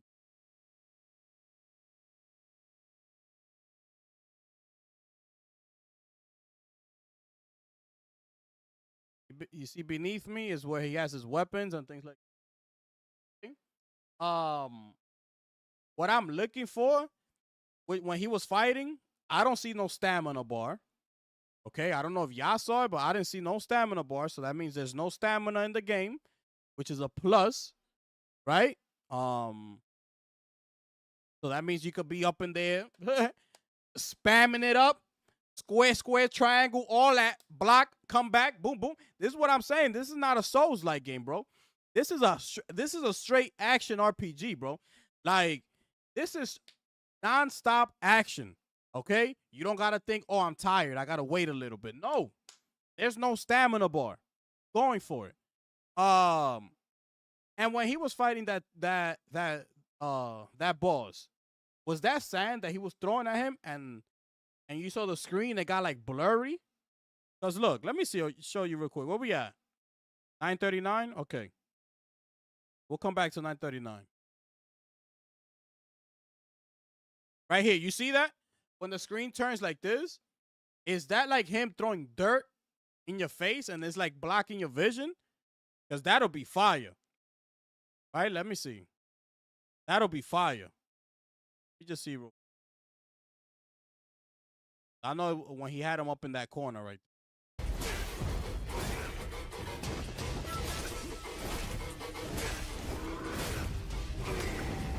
Yeah. It is. It is. See? Oh, it is. That's fire.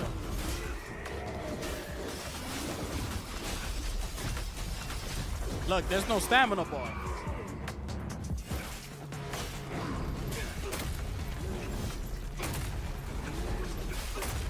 Okay, let's go. There's no stamina bar. I just wanted to show y'all that. Oh.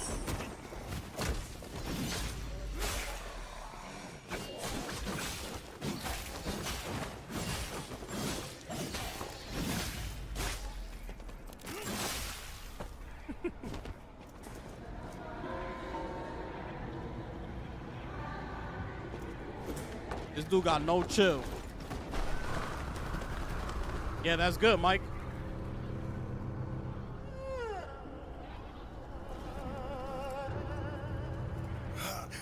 A normal guy. That's a surprise. Do you know how to get into the training ground? So, you're here to die too. Suit yourself then. Take the path on that side, beyond the pigeon loft, and the skywalk along the cliff. 3 burning beacon towers. 7 swordsmen. The leader. I don't know his name. They call him Alcade. They have the key you need. Much appreciated. Beware of the 7 stars in their sword formation. Together, they have slain countless evildoers. Oh, look at him up there. They're dark and hollow, just like their faces.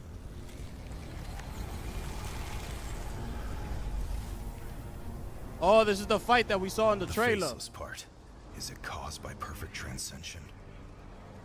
Yes, it takes away your heart, leaving only a husk. They put you to sleep. And when you wake up, you're not human anymore. You mean you're... My face is evaporating, right? Never mind it. I poisoned myself. And death will claim me long before I transform into one of those things. Lily, let me die in peace.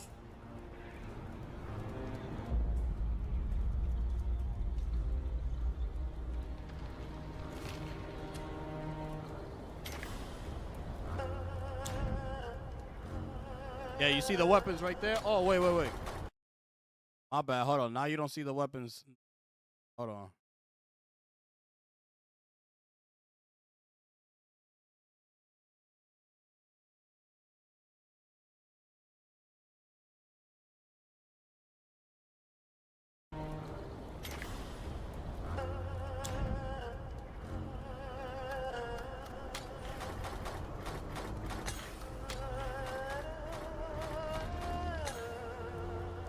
Primary, hold up.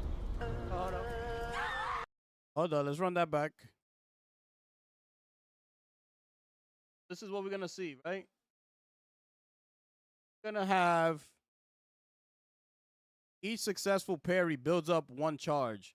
The weapon turns red at full charge, at which point you can tap triangle to unleash a sweeping cleave. Okay. L2 launches a series of attacks with overwhelming power. That's going to cost you 1 of those orbs, whatever that is. Now, you see here, you got potions, which is going to be like maybe when your health is low, you take a potion to restore, or whatever the other one is. You're going to have your primary weapons, which you could take 2. Okay? You could take 2 weapons with you. You're going to have phantom edges, which is another set of weapons. So I don't know what that's going to do. And then you're going to have your accessories, which I believe is going to be like those charms that you collect in like Souls games and things like that. Like in Black Myth, when we was collecting, what you call it? I forgot what they called it in Black Myth. And you could equip some of them. It'll give you a boost, like let's say in striking power or something like that. So that's what I think those 2 accessory slots are gonna be for. You're gonna equip charms. One might give you, let's say, make you like fight quicker, right? Or block, or successful parry gives you an extra whatever, blah blah blah, things like that. So that's it right there. Let's do it.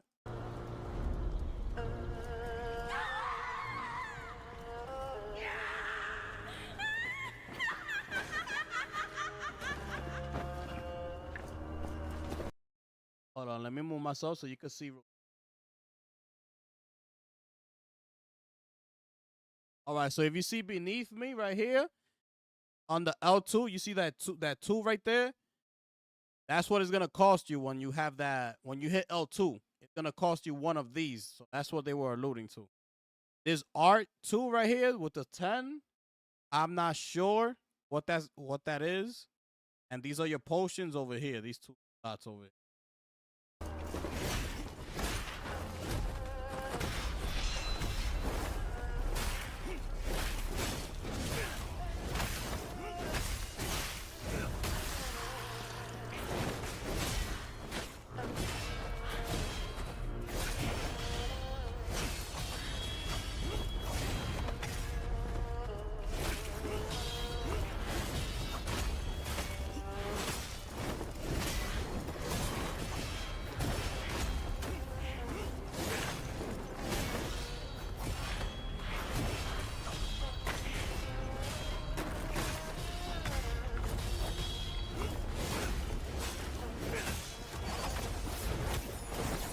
Okay, you see it building up the bottom. Okay. Now it's full. So I'm guessing that's what that is. When you fill up that bar in the bottom, that's what the one that gives you that triangle finisher.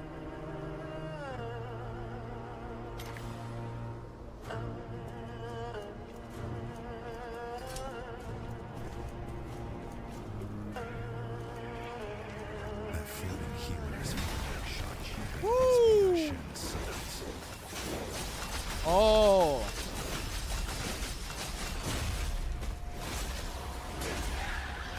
Okay. So you saw that was him using the R2. So he used the weapon that he used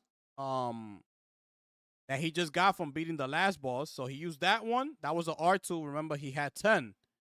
Now he's down to 6. He used that, and he used this one, another R2, which is the one that spins around, does that damage, okay? So he has 10 of those, and he got 3 of the L2 joint.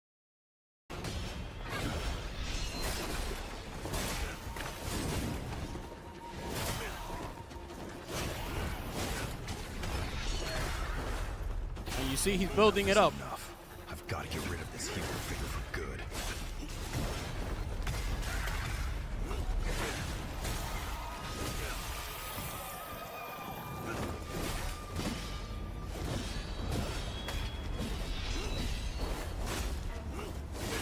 Is it there? Okay.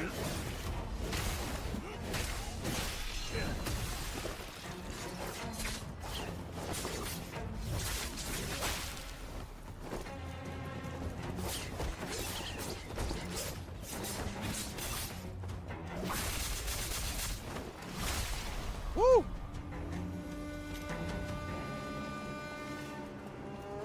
Amber chip 3 out of 4.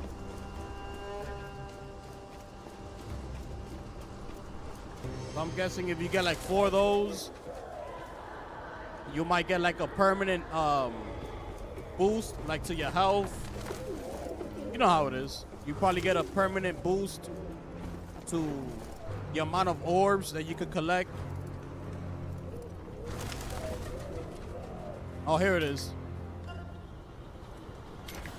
It expands. Yeah, you see? You see now that bar grew bigger.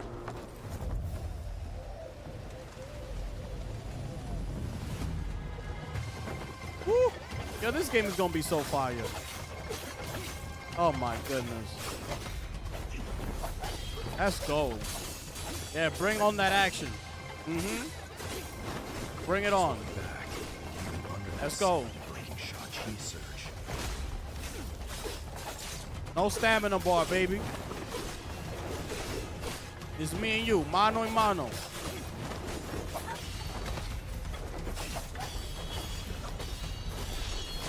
Woo. Push on for now.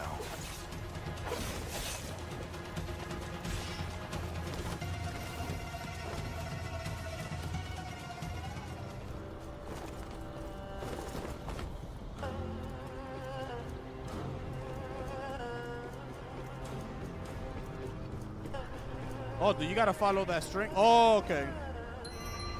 So whenever you see those strings, it leads you to a checkpoint. Okay? We learning, people. We learning. Oh, this is the fight that we saw in the trailer.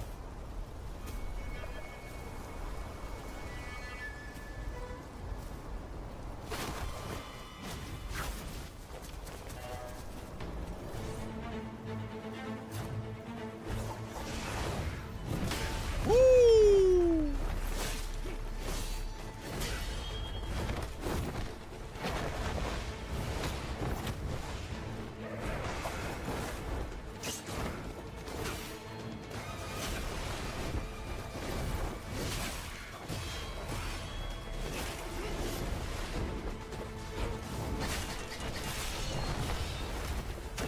Let's go. Mike, yo, I cannot wait, bro.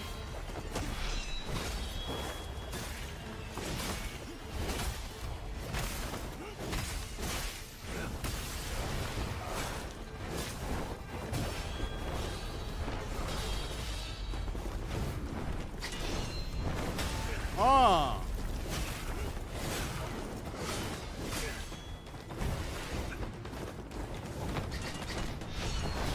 Woo. Yo, y'all getting this game, right?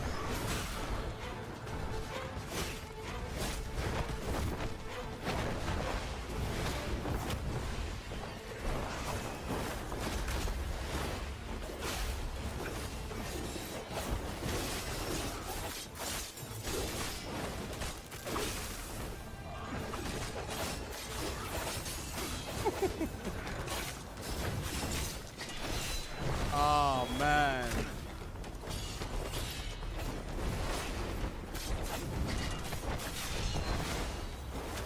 Come on, bro.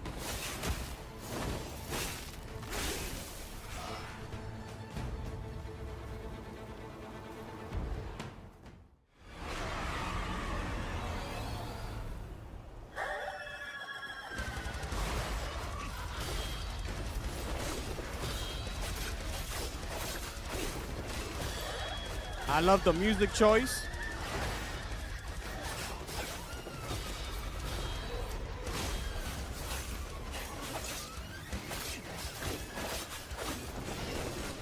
Oh my goodness, bro.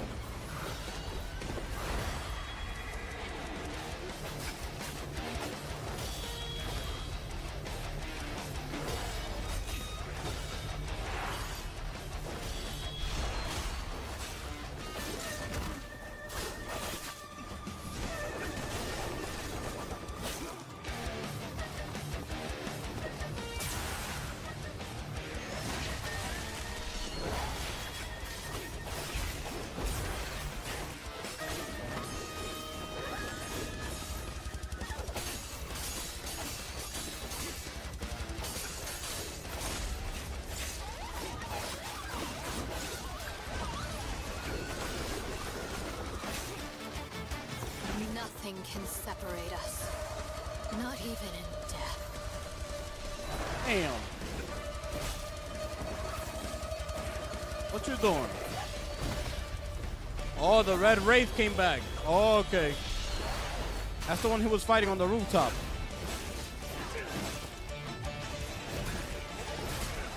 Oh, this is gonna be crazy, bro. Oh.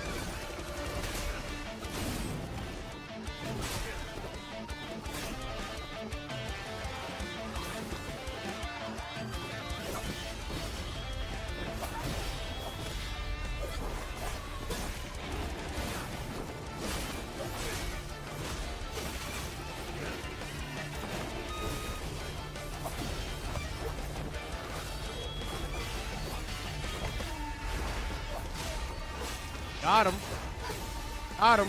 I will be waiting on the other side.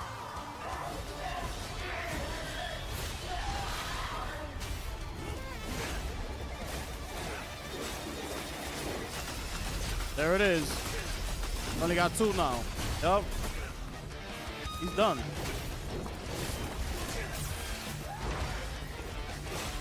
Over.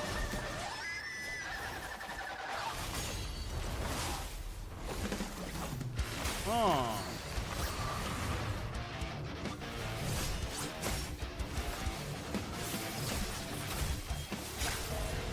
Come on, man.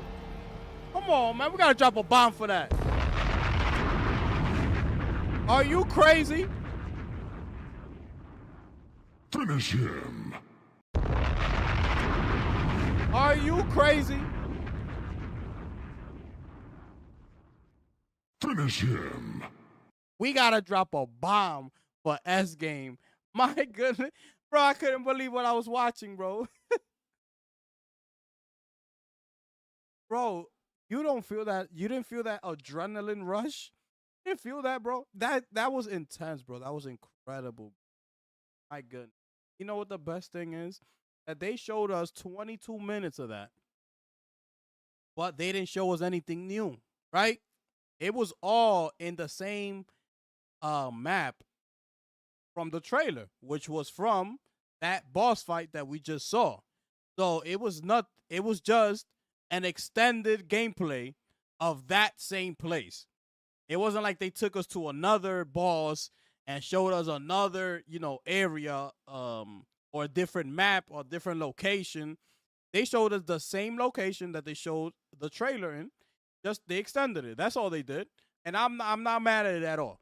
They showed us how it is like when you defeat a boss and you take that specific boss's weapon.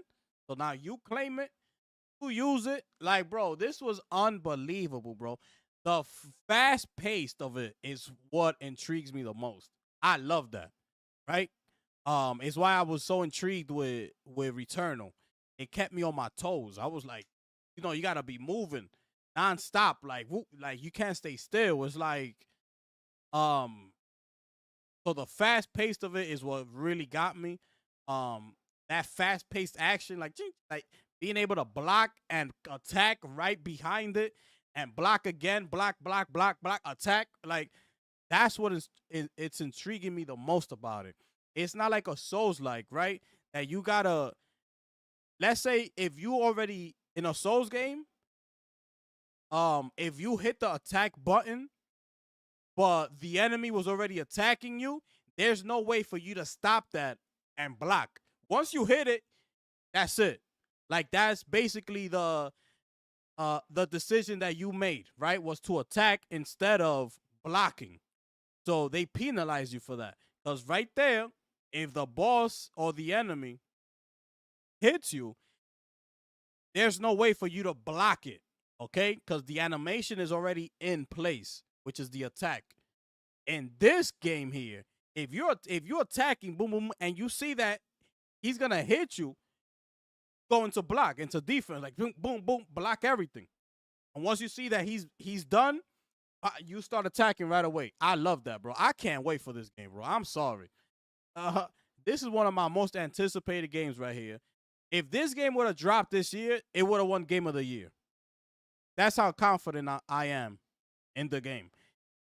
It's gonna be unfortunate that it's gonna drop next year, and next year is gonna be Grand Theft Auto's year, right? And any other potential game that's gonna be dropping next year. So it's unfortunate that this game is gonna come out the same year as Grand Theft Auto 6.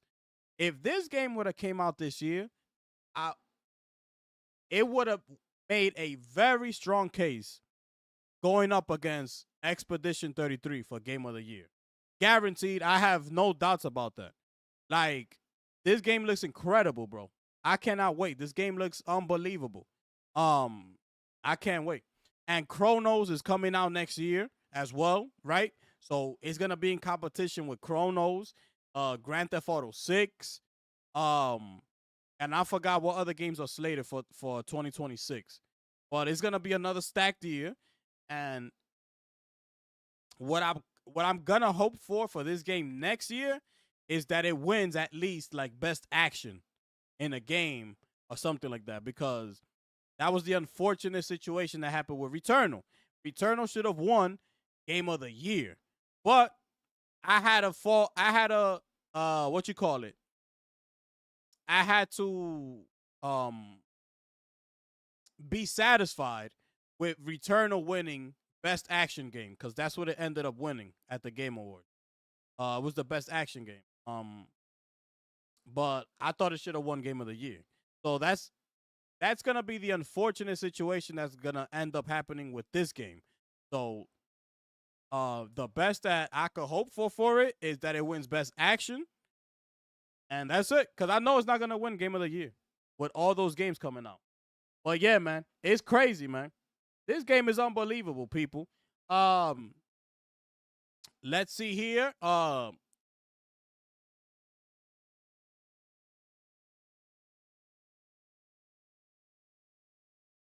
right, so we're gonna take a couple. Gonna chill for a minute, at least like another 5 minutes, just to take any questions, comments, concerns y'all might have out of all the topics that we covered here tonight, people. Give me a second as I look for some trailers here to show y'all, and the floor will be officially yours, people. Okay.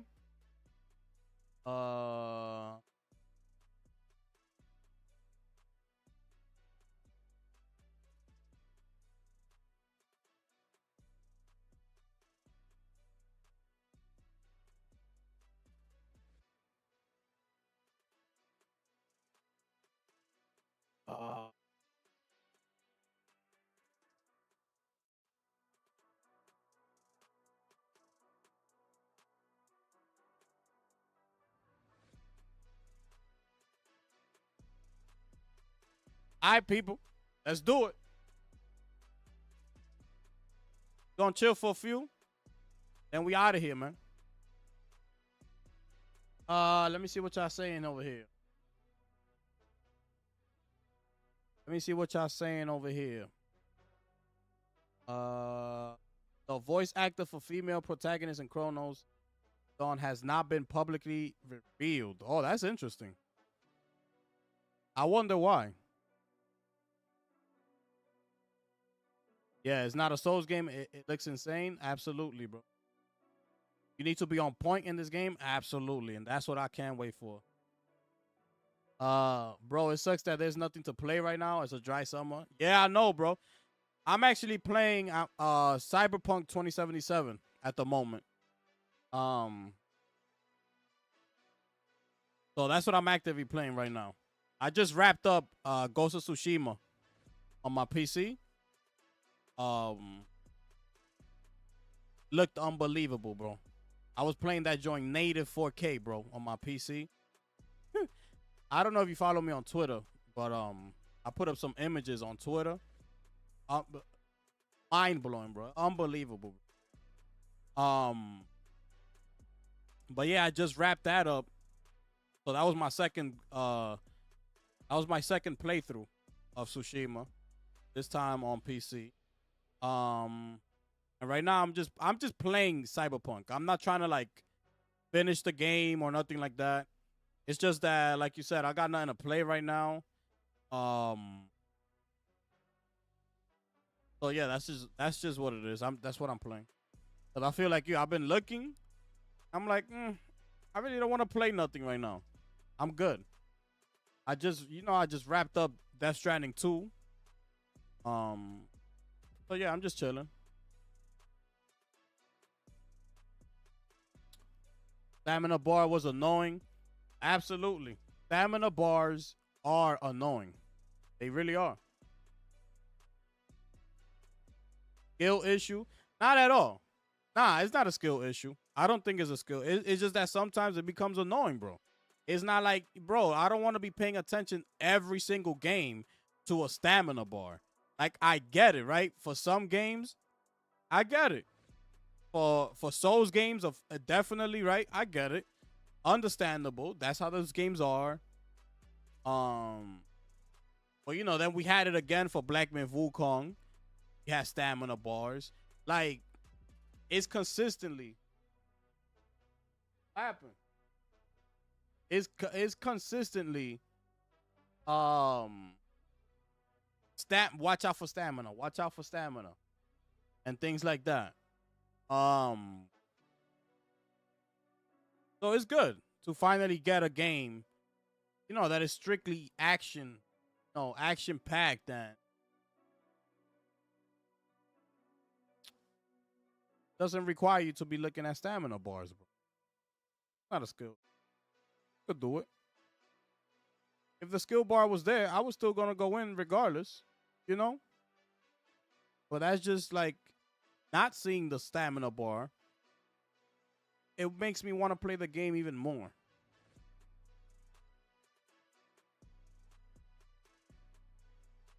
And that's all it is. Oh,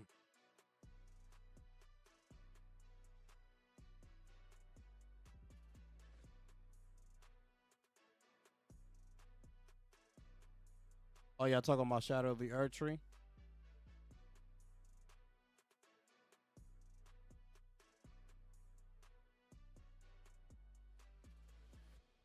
He had an inch left of health. Something stupid happened and I die. I can't, bro. Listen, I was trying out Wu Chang Fallen Feathers. And it could be a great game and everything, right? But I'm just not into it right now. Going through that hassle of like dying and starting over from the last checkpoint. Gotta go through everything you just did again. And I'm not into that right now, bro. That's not what my gaming needs are calling for right now. No? Not to say that the game is bad. Because the game is good. Game is good. I tested it out. I played a good amount. It's a good game.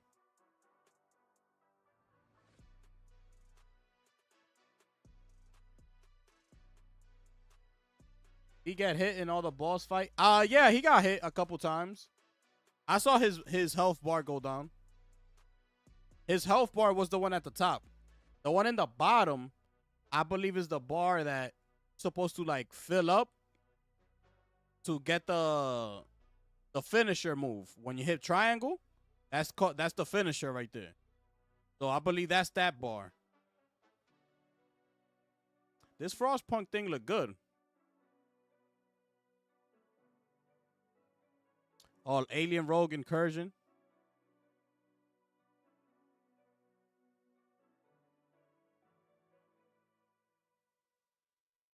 Nah,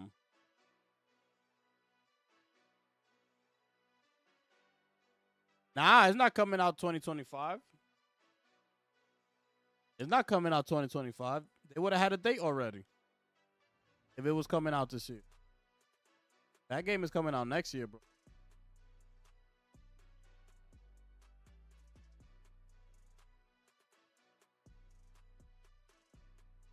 Let me see. I don't want to be talking on my ass.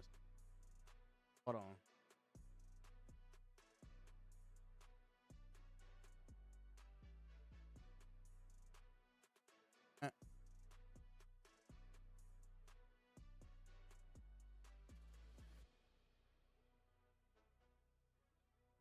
The release date will be announced. So they're going to announce the release date this year.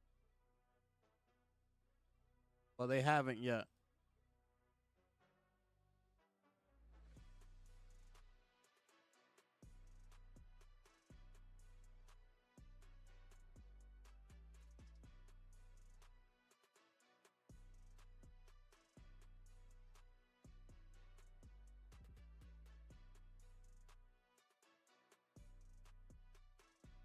Got like four more minutes and we out of here, people.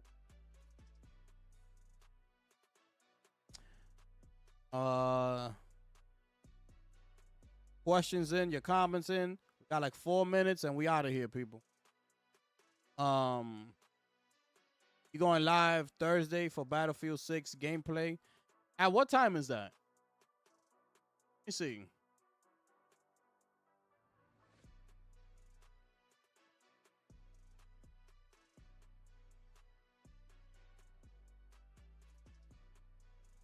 Multiplayer.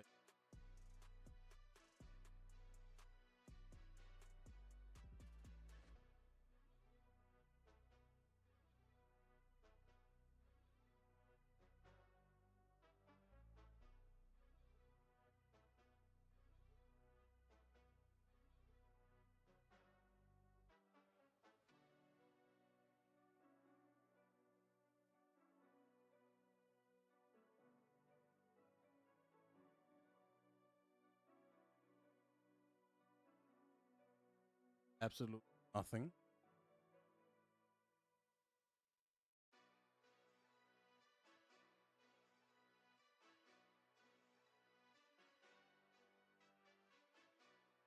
They have it on their YouTube channel.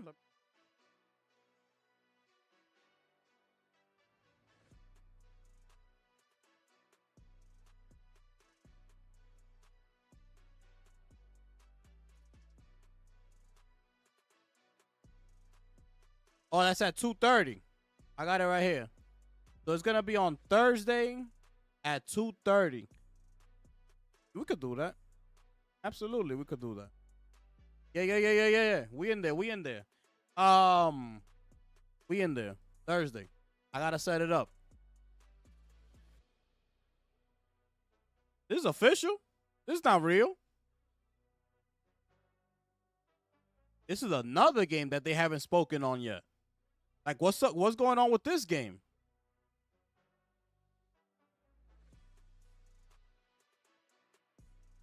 What's going on with this game?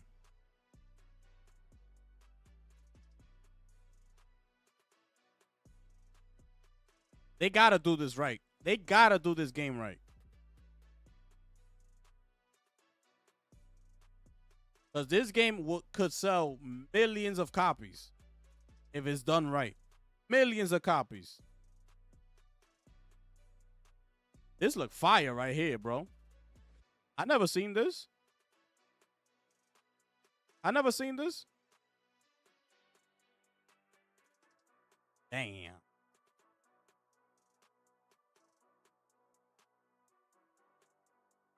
My boy Leo, man. I never seen this right here. This look fire.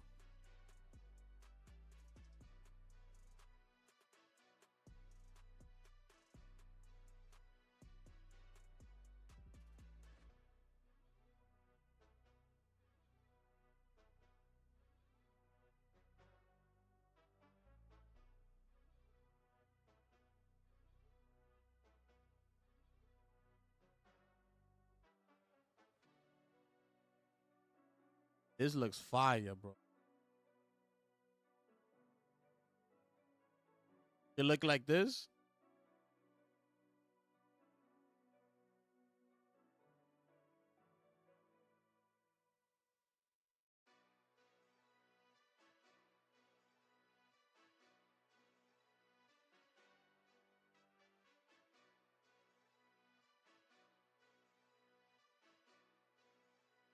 This looks fire, bro.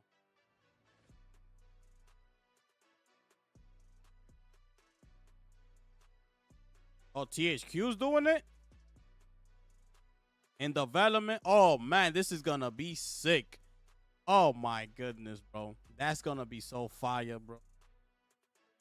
That's going to be so fire, bro. I'm going to see if I could dig up some more information on that game, bro. Because I completely forgot about that game. But yeah, man, that's going to do it here, people. That's going to, no, that's Wrath. That's the last Ronin. Yo, that's going to do it here, people. Yo, Mike, I appreciate you, my brother. Ruben, everybody who stopped by, man. Everybody who keeps the chat alive. You know what I'm saying? I appreciate it, man. Thank y'all so much for tuning in. Hopefully, you was in here entertained. Hopefully, you had a great stay over here.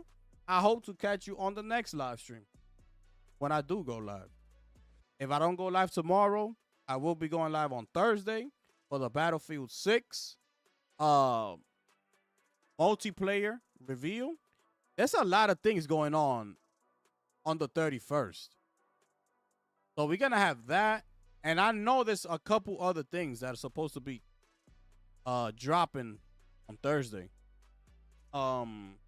Which the biggest one is supposed to be the Nintendo Direct, okay? So we're supposed to be getting news on that tomorrow. So tomorrow, let's look out. Let's be on the lookout for the announcement of the Nintendo Direct, okay? But yeah. With that being said, ladies and gentlemen, thank y'all so much. Make sure y'all smash the like button on your way out. I appreciate everybody who took some time out of your day and stopped by the channel, said what's up. Hit the smash the like button. What you call it? Voted on the poll. Okay, let me end this poll here before we wrap up.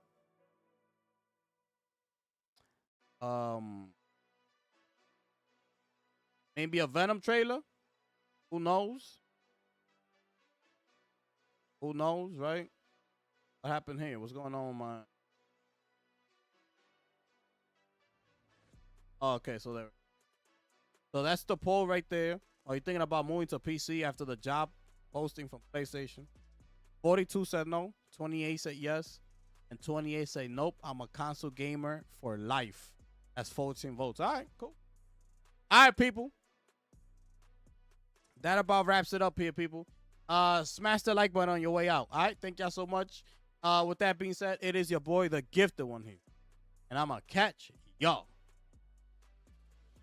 on the next one. I'm gone.